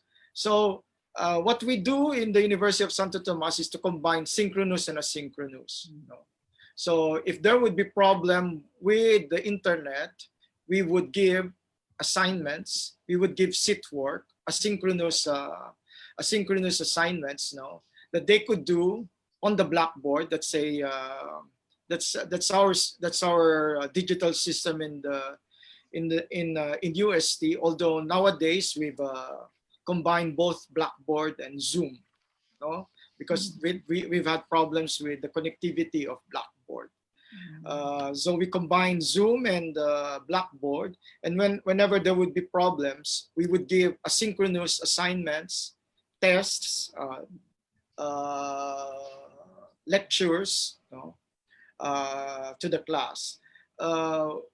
I'm pretty sure UP, like UST and other universities, have been advised by their academic affairs head to go easy on the students, especially since many university students, they're in their homes in the provinces, and in the provinces there will always be the perennial problem of internet bandwidth, of connectivity. So how do you solve these problems? Well, it's a combination of all of these things, technical programming, technical innovation, and of course, understanding the predicament of everyone, that not everything can be fixed, not everything can be perfect at this time of difficulties. Thank you, Lito. Dr. Dalisay, Butch, please. Yes, Tito, thanks. I'm not teaching this semester, but I've been helping my wife with her classes. She's teaching art restoration in UP, so she calls me her assistant emeritus. I'm the one who sets up her Zoom and everything. So I know the difficulty of online teaching, especially if it's your first time to do this. And I can see how some students, through no fault of theirs, tend to fall behind because of poor bandwidth and all of these technical problems. You mentioned that there's a move to stop the semester or to cancel it or to just give everyone a passing grade because of these problems. But actually, in the UP, I think the administration's position is that you cannot surrender the semester because some people in class find it difficult to catch up. The answer there is not to give up, but to give special attention to those people who are having problems. And that's what my wife has been doing. She has a student in Pangasinan. She has a student, I think, somewhere in Laguna. It's very difficult to reach out to them. They were conducting Zoom by phone. So what she did, and bless her heart, she's too modest to admit this, but I'll tell this publicly. She spent her first salary and buying tablets for those students, and she sent it to them. And she conducts one-on-one consultations with them to make sure that they can cope. So it's really a more personalized, I think, style of teaching that will be needed, as well as Lito mentioned, extreme toleration of shortcomings. Let's not give assignments that are too difficult. 2 hours in front of Zoom is already difficult. Can you imagine our students who are sitting for 8 hours a day in front of their small screens, and then they still have homework to do? So I think a little compassion will go a long way, and again, going the extra mile for that student left behind. Okay.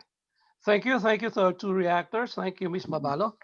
Yes, Our thank you, next sir. question is from another faculty member, Mr. Russell Brian C. Malyare, the Secretary of the University and Associate Dean of the University of Nueva Cáceres in Bataan.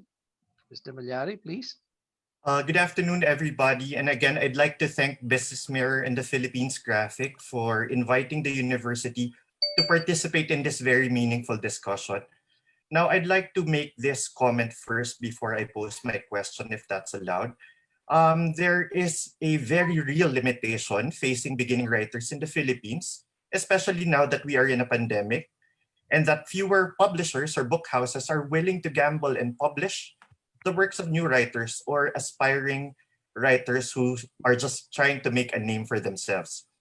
Now, my question is, can you please kindly share how you got your start as authors or writers, and how did you get your first works published? And perhaps some tips that you can give to our young writers here about how they can start or get their works published, especially at this time. Thank you very much.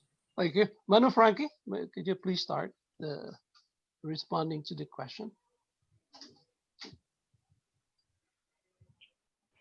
That's a very, very difficult question in the sense that first, if you to be a writer, be sure that you have a good job to enable you to make a living because you don't make money by writing. Number two, uh, if you have something written that you think is good enough and you can afford it, you publish it na under yourself. This has been a tradition way back. Rizal published his own work. So be prepared to do that because uh, publishers don't make money unless they publish textbooks. See? So, yung mga sabi ko sa mga bata, you better get married to some rich so that you don't have to worry about making a living while writing. Malungkot na sasabihin ko ito, but the fact is, why write at all? But ka magsusulat if there are other ways by which you can support yourself. But you write because you have to. Because you have to. It's a compulsion. I hope I was able to address that question. Okay. Thank you, Madam Frankie. Who's coming in next? Butch or Lito? Butch. Sure. Okay. Well, like I said, before I became a writer, I was a reader. I was actually a very poor boy. I came from a poor family, and my parents sent me to a rich kids' school. And because I, of course, could not socialize all that much with my friends, I spent most of my time in the library. And so I read books and began to understand how words worked. And then later on, I went to the Philippine Science High School. I actually topped the entrance exam, but after one year, my grade in English was 1.0 and my grade in math was 5.0. So I knew that the only thing I could do well was to write. And I couldn't wait to become a writer. And first I became a journalist in 1972. When I was 18, I dropped out of school. Don't do this, okay? Those of you who are students, don't do what I did. But I dropped out of school and joined the Philippines Herald as a reporter, probably the youngest full-time reporter in media at that time. And what I have to say is very important because some creative writers look down on journalists, but they don't know the kind of discipline that you need to produce a story every day. And my time as a journalist on the police beat, on many beats, served me well as a creative writer, as a fictionist later on. Now, how I got my first book, like Manong Frankie said, essentially I self-published. I went to a friend who had a printing press, and my friend Rafi Benitez told me, Butch, marami akong retaso dito eh, gawa tayo ng libro. Sabi ko, sige, may mga storya ako, gawin natin. So he turned a scrap paper into my first book in 1984. And I haven't really looked back since, because ever since I was a small boy, I wanted to see that book with my name on the spine, and it finally happened. And that kind of joy never leaves you. Thank you. Yes. Lito, please.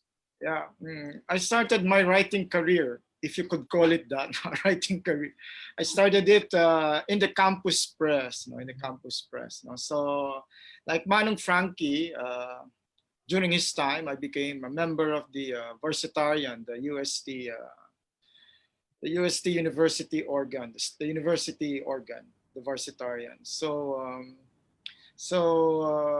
But of course, you apply for the campus paper because you love writing. So I suppose most of us who went to join the Versatarian had love of writing.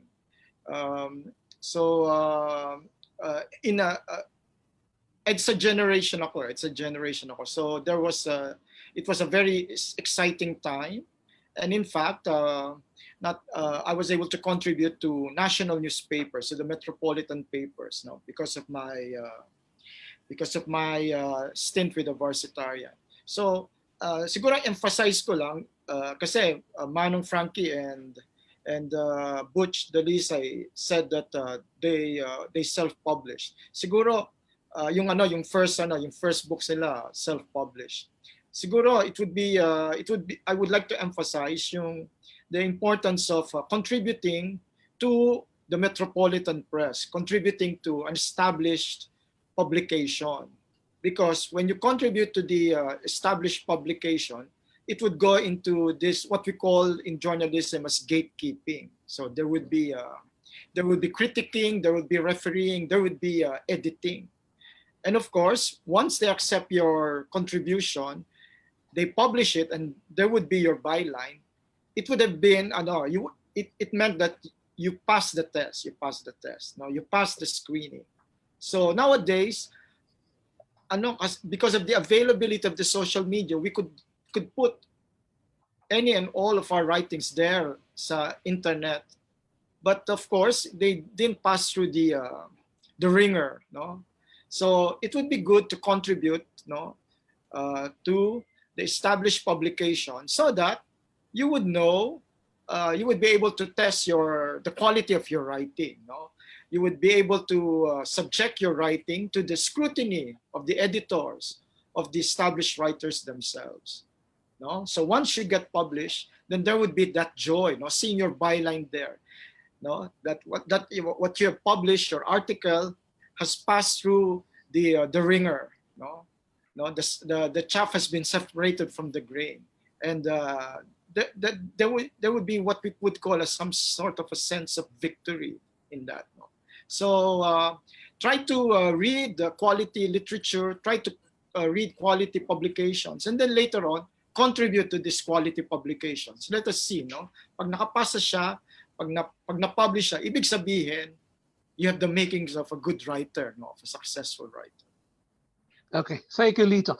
I'm looking at my time, Chuchay. Do you think we can still have questions from the viewers?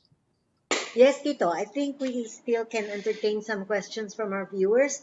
But before that, we wish to remind them also that we will be giving certificates of participation for our viewers, especially those who ask questions. Okay. And as you know, it will be signed by our publisher, Mr. T. Anthony C. Cabangon, and by our national artist, F. Sionil Jose. That's a certificate that anyone would like to keep. I mean, I would like to have one like that. Now, we would also like to make a short announcement, Tito. We'd like to tell their teachers who may want to ask their students to write a reaction paper on this webinar. Whomever you pick as the best reaction paper will be posted on the Philippines Graphic website and Facebook page. So just email the chosen reaction paper of your student, a photo of your student, and the name of the teacher and the school, and send it to editorial.graphic@gmail.com. I repeat, editorial.graphic@gmail.com. And then the best reaction papers must be sent on or before December 4. Tito, Okay. back to you. Okay, there are many questions from Rizal Technological University, RTU, and because of the limited time, I hope you don't mind if I put two questions together. One is a question about writer's block. Do you have it? And how do you deal with that? The other one, which is similar to that, what are the common traps that young writers fall into? I think they are basically more or less of the same problem. Any of you can answer? Or all of you can answer? Okay, to if I may, I'll go first. Butch? I've heard this before. First, writer's block. Yes, I do get writer's block from time to time. And what I do is that I do things that have nothing to do with writing. In my case, before the pandemic, I would, for example, play poker but don't do this. I play poker with my friends or play some sports, nothing, forget writing for a while, so that when you get back to it, you feel fresh. Also, here's a tip. When I'm working on a project, on a long writing project like a book, I do not tire myself out and go to sleep. I end the work at a point where I know what the next word or sentence will be. So when I wake up the next day, I can pick it up very easily. Common traps. Number one, believing in yourself too much. Many young writers think that they're God's gift to writing, and maybe at some point I myself believe that. Every writer needs an editor, no matter how good. Manong Frankie has one, I have one. You will have to be prepared to accept rejection. That does not necessarily mean you are bad. That means that it only means that you can improve. And lastly, another common writer's trap is to talk yourself out of your work. Very many young writers keep talking about wanting to write this, wanting to write that. They tell their friends the plot, and by the time they finish talking, the urge to write has gone. It's evaporated because they talk too much. So if you want to write, shut up, sit down, and write. Okay. Thank you, Butch. Manu Frankie, would you want to answer that? Yung writer's block, that happens, I think, to every writer. But the question is, how long does it last? Sa akin, it's very simple. I just go to the refrigerator and mawawala na yung writer's block. The other, of course, is have books all over the place so that when it happens, you know, you have something to read and be sure that you're going to sleep, you meditate in such a manner that meditation puts you to sleep. Then when you wake up, your mind is fresh. Basically, those are my solutions. Thank you. Lito, please. I agree with both Manong Frankie and Butch Dalisay, so I have nothing to add. Okay. Those two questions, by the way, are from Rihanna Pukulanga and Catherine Higit from Rizal Technological University. It seems like all the students from Rizal Technological University are online. Okay, everybody is responding to the webinar. I think I'd like to ask this question. It's also from the same university, from Eman. What do you think leaders can do today to strengthen our literature? Yeah, those were some of the things you tackled in more ways than one. Who would like to answer that? No? Si Lito naman. Oh, Lito, ikaw, kasi wala kang sagot kanina. I think si Nick Lisaso kanina, the NCCA chairman, mentioned certain initiatives by the NCCA to popularize literature, Philippine literature, and the only way, I think, that's a primary way to promote Philippine literature, to come up with cheap editions, printed material, to come up with cheap printed editions of the works of our national artists, of our major writers. Of course, there will be certain translations involved, kasi some of our classics now, we're discovering the classics now coming from the regions. So they would have to be translated to Filipino and English. And the NCCA also before had an initiative for intertextual, genre reproductions or adaptations of Philippine literature, adapted to drama, adapted to film. So the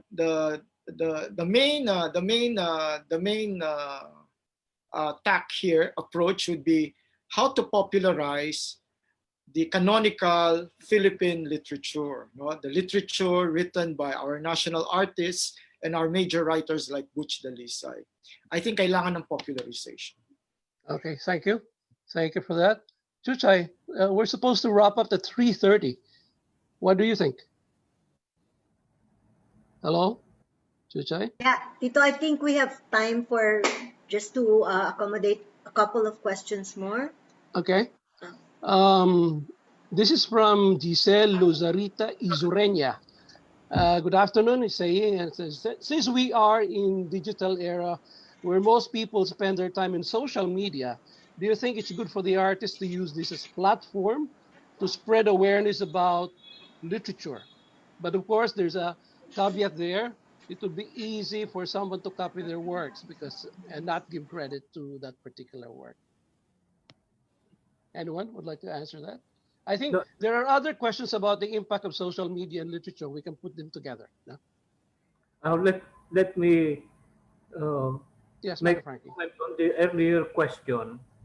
You know, it has to be in the tradition, in both the Western and Eastern traditions. Writers, you know, occupy a very distinguished position.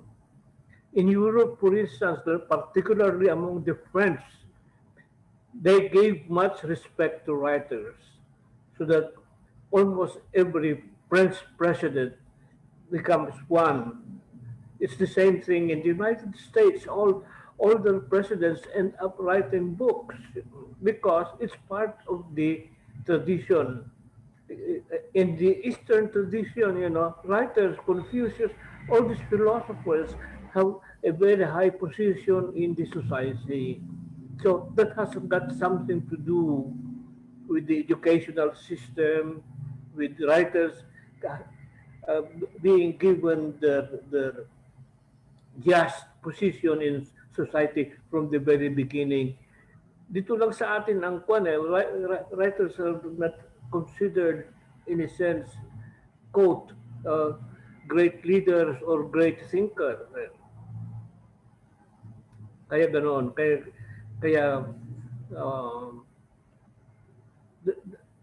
there's that kind of tradition in the West and in the East which we don't have. And the sad thing about it is our national hero is a writer. Okay.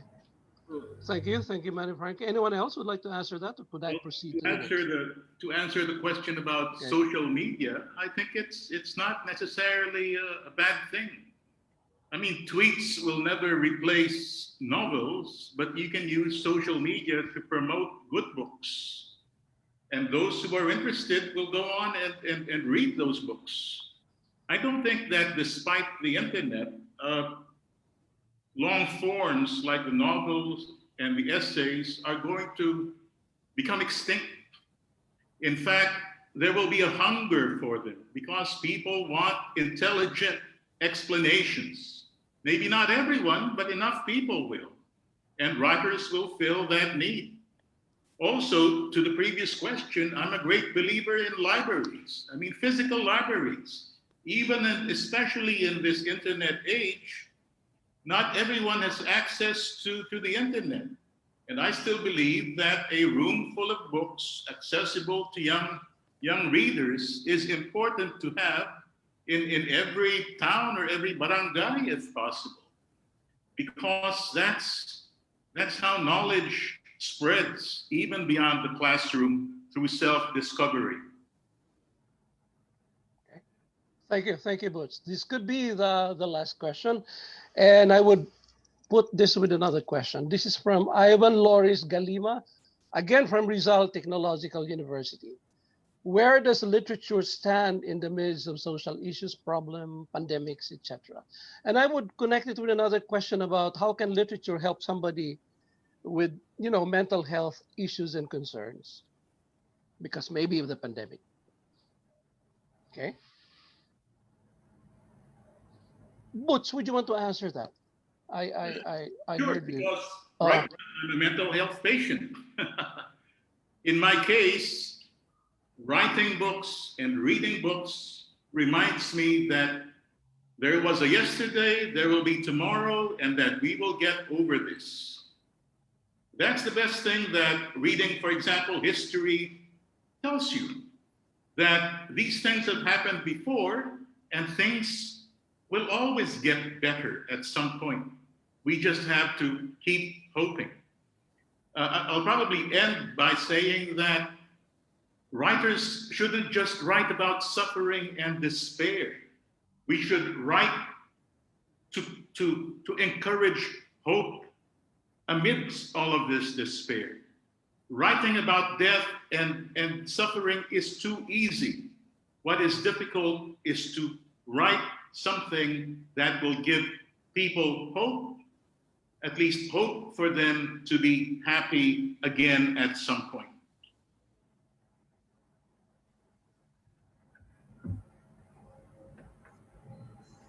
Thank you. Thank you for that. Thank you for that Okay. response. Chuchay? Well said. It's good for us to have ended on that very inspiring advice from Butch Dalisay. And now we give the floor to wrap up this very informative webinar. We have a few words and announcements from our publisher, Mr. T. Anthony C. Cabangon. Anton? Okay. First of all, I wish to congratulate all of you, most especially our viewers, for this very enjoyable and informative webinar. The Philippines Graphic and the Business Mirror made history today as the first publication to put on a webinar on Philippine literature. We would like to announce that all the papers delivered in this webinar shall be contained in a collector's item Christmas issue of the Philippines Graphic, which will come out this December. The signal when Manong Frank was delivering his piece was a challenge. So to our viewers, you may contact us so you may get a copy of a digital or video file. Kasi alam natin masarap mapakinggan yung boses ni Manong Frank and all the other speakers. The Philippine Graphic will also be having its second webinar on December 10 in partnership with the Pharmaceutical and Health Association of the Philippines, or PHAP.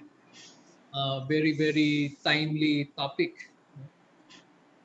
The webinar will have as a theme, Health and Economic Prospects 2021, Sparking Home, Can a Vaccine See End to the COVID-19 pandemic? And to promote this webinar, our November issue contains a very special report written by no less than Dr. Lulu C. Bravo, the founding president and current executive director of the Philippine Foundation for Vaccination. And together with Dr. Fatima Ignacio Jimenez, Vice President of the Pediatric Infectious Disease Society of the Philippines. We would want to present our certificates of recognition to our speakers and reactors. To the certificate to National Artist F. Sionil Jose, the poet, fictionist, academician Jose Butch Dalisay, a future national artist, veteran journalist and art and film critic Lito Zulueta, and public anthropologist, film critic, and film educator, and a regular columnist of the Business Mirror, Tito Genova Valiente. And of course, finally, I wish to announce in 3 days' time, we will be celebrating the 96th birthday of national artist F. Sionil Jose on December 3. Yes. Yes, so let's greet him with a song. Chuchay, so can lead the... Okay. Let's all... Tama ba yung pitch? Okay. Happy Happy mababa. birthday. Manong Frankie. Happy birthday to you. Happy birthday to you. Happy birthday. Happy birthday. Happy birthday to Frank. Happy birthday. Thank you. Happy birthday, sir. Birthday. Happy birthday, Frankie. With that, we bring to a close the literature webinar of the Philippines Graphic, but we just have one urgent announcement.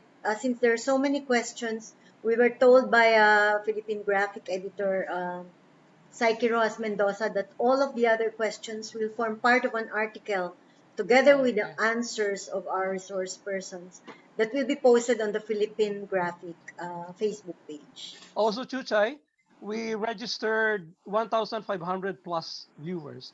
Wow. Thank you. A while Thank you ago. to all those who stayed with Thank you us. so much. Yeah. But I think, Tito, we just have one final urgent The homework prizes. from Miss Leia. Okay. Okay. Miss Leia, the takeaways. Okay, thank you very much.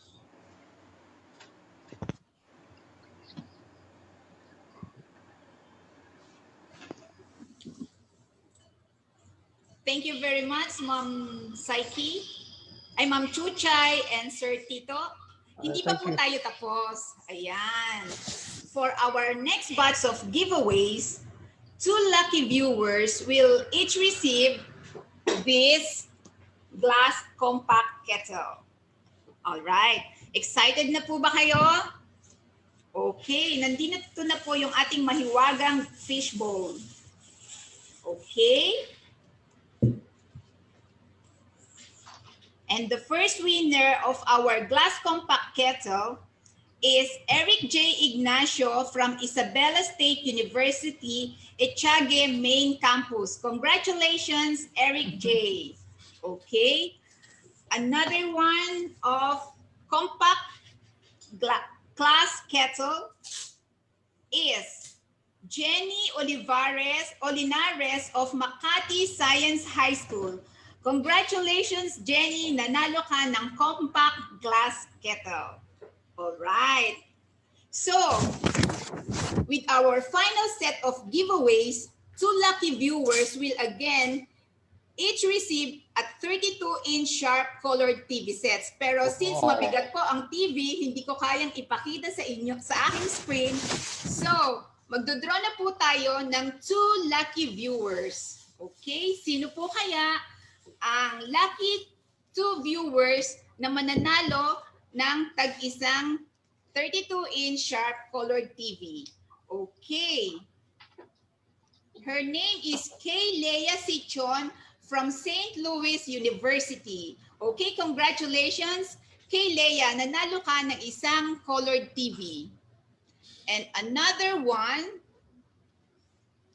congratulations to Vanessa Elise Andrada from Rizal Technological University. Dahil maraming mga taga-RTU ang nag-register, nanalo kayo. Congratulations, Vanessa Elise Andrada. Okay, you can claim your giveaway at our Philippines Graphic Office, 3rd floor, Dominga Building, Chino Rosas Avenue, corner de la Rosa Streets, from Monday to Friday and look for Miss April. And now, some words from our sponsors. Thank you very much. Bye-bye. Tawagan na lang. Hello, Leia? Leia?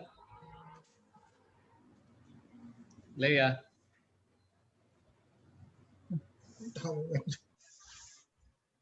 Habang nakikinig pa.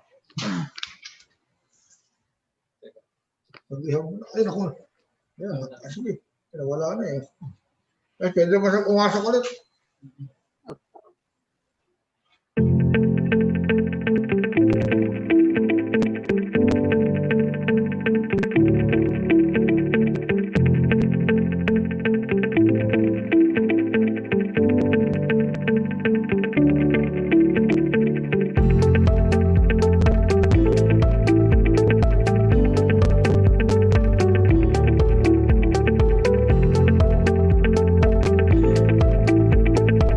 I have to leave, Chuchay. I have to go. Okay na.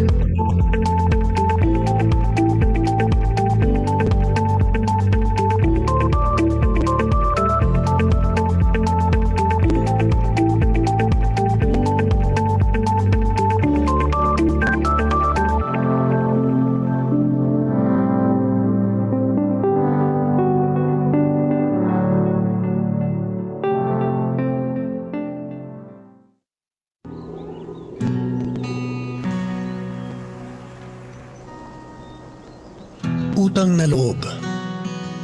Tanaw namin yan sa kalikasan, sa mga naninirahan at namamahala sa Palawan. Respeto ang bigay namin sa komunidad na puhunan ng aming industriya.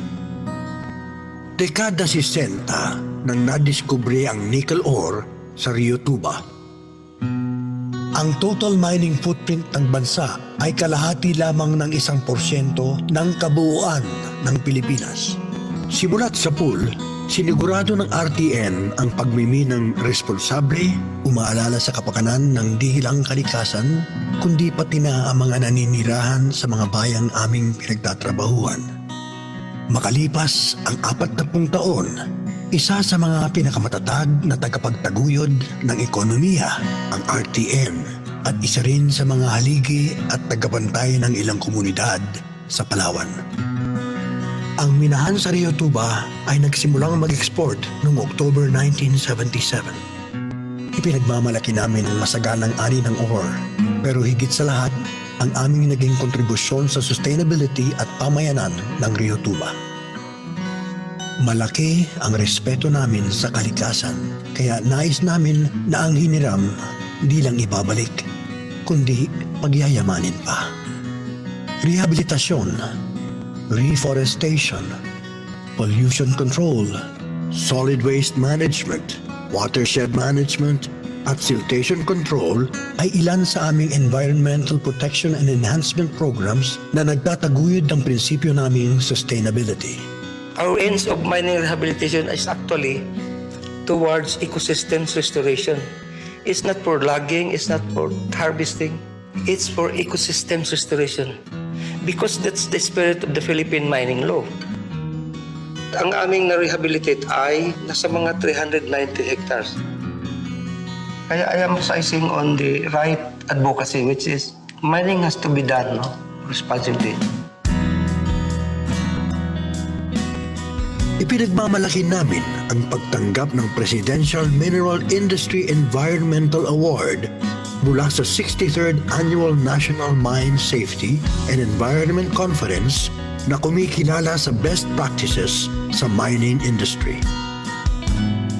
Ang operations namin sa Rio Tuba ay napili ding Philippine entry sa kauna-unahang Asian Mineral Awards, Category 1, Best Practices in Mineral Mining. Noong 2014, nagsimula din kaming ihanay ang aming mga programa sa United Nations Sustainability and Development Goals para lalo pa namin mapagbuti ang aming impact sa kalikasan at pamayanan. Katuwang nung aming komunidad na tinatawag naming Project Management Committee Yan na po yung nagpapatupad ng SDMP or Social Development and Management Program. Meron din tayo mga special program tulad ng mga pagpapalaro natin sa iba't ibang bayan, pagbibigay ng mga computers, pagpapatayo ng mga school buildings. Sa kapakanan ng mga tao, ibig sabihin pumasok siya, pag-dismiss niya, ganun din dapat yung itsura niya. Pag safety pinag-uusapan, we don't compromise safety. Talagang safety conscious kami. Para sa RTN, partnership ang pagmimina. Kaya't patuloy kami sa pagtaguyod ng pamumuhay ng komunidad sa tulong ng iba't ibang programa. The company provides free medical services to the employees and their dependents, and also the indigenous people surrounding Rio Tuba. And then we also operate 2 schools, the Leonidas Esperata Memorial School, wherein dependents of the employees of the mining company are enrolled. Another school that we operate wherein we bring the school to the community is the ILS, Indigenous Learning System. We brought the school there so that they will be able to learn to read and write. Those are the basic learning program of the curriculum of the ILS. Kung pagkatiwalaan kaming ituloy ang aming operasyon sa Bulanjao, sinisigurado namin ang patuloy na commitment sa sustainability at empowerment ng aming host communities.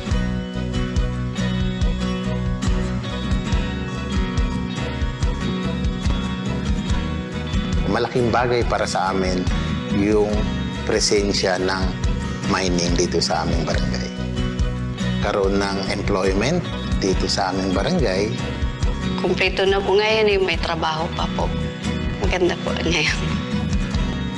Ang iisipin mo lang yung food mo kasi lahat provided na may bahay ka, mayroon kang libreng tubig at kuryente. Pag nagkasakit ka, libre ang pagpapagamot. Ako mismo nagsabi na ayoko po dito sa Rituba kasi bukod sa napakalayo, ang lungkot, walang kuryente. As in, hindi ko gaya ngayon na ang laki pa na pinagbabago. Time will come, mawawala yung mining dito sa aming barangay. Hindi pa kami handa. Kung po pwede sana, wag mo nang mawala. Papayagan pa sila ng gobyerno na makapagpatuloy sa kanilang pagmimina. Unlad at unlad ng Rituba. Kung mawawala po ang kumpanya, palagay ko po mapipilayan ang komunidad. Para sa patuloy na pagtaguyod ng Rio Tuba na naging masaganang ehemplo ng matibay na partnership sa gitna ng RTN at ng komunidad, ipagpapatuloy namin ang responsable, may puso, makatao at makakalikasang pagmimina na tutulong sa ekonomiya at tatanaw ng utang na loob sa pamayanan at kalikasan.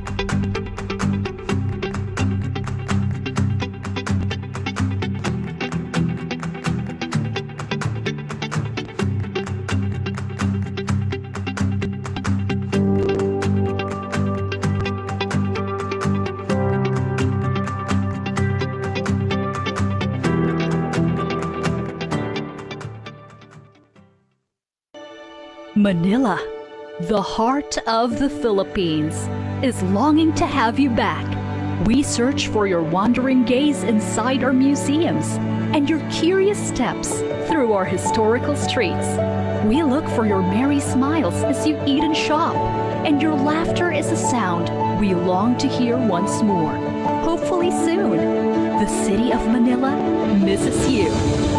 As the world awakens from the slumber brought about by the COVID-19 pandemic, we eagerly prepare for your return, launching projects that highlight safety, cleanliness, and most of all, the beauty that the city inherently exudes.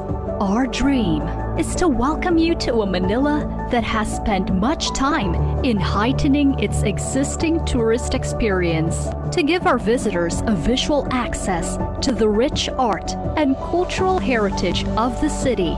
Street clearing has been actively pursued. A pedestrian-friendly city awaits as wider sidewalks and green spaces are being built alongside enlivened parks and greenways. Tourism events are continuously launched with the kickoff of the Restaurant Week, which aims to give emphasis to the gastronomical adventure when one visits Manila, as it boasts of a diverse palette brought about by the various cultures residing in the city. From the authentic Chinese food in Binondo to the street food of Ugbo and Endaya, and just recently, within Bonifacio Shrine, beside the newly installed Berlin Wall, is the newly launched Cafe Tolyo, a coffee haven. All these are being achieved while the city adheres to the health and safety protocols that have been set by the World Health Organization. Face masks and face shields must be worn at all times, while protective health habits such as proper hand washing, the use of sanitizing alcohol, and social distancing are strictly followed.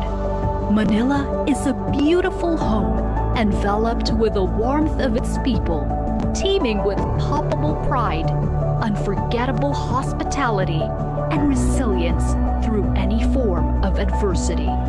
This strength, witnessed by its long and colorful history, pushed us to rise with courage, faith, and hope. Even in the midst of a challenging economic period, Manila is ready. See you soon.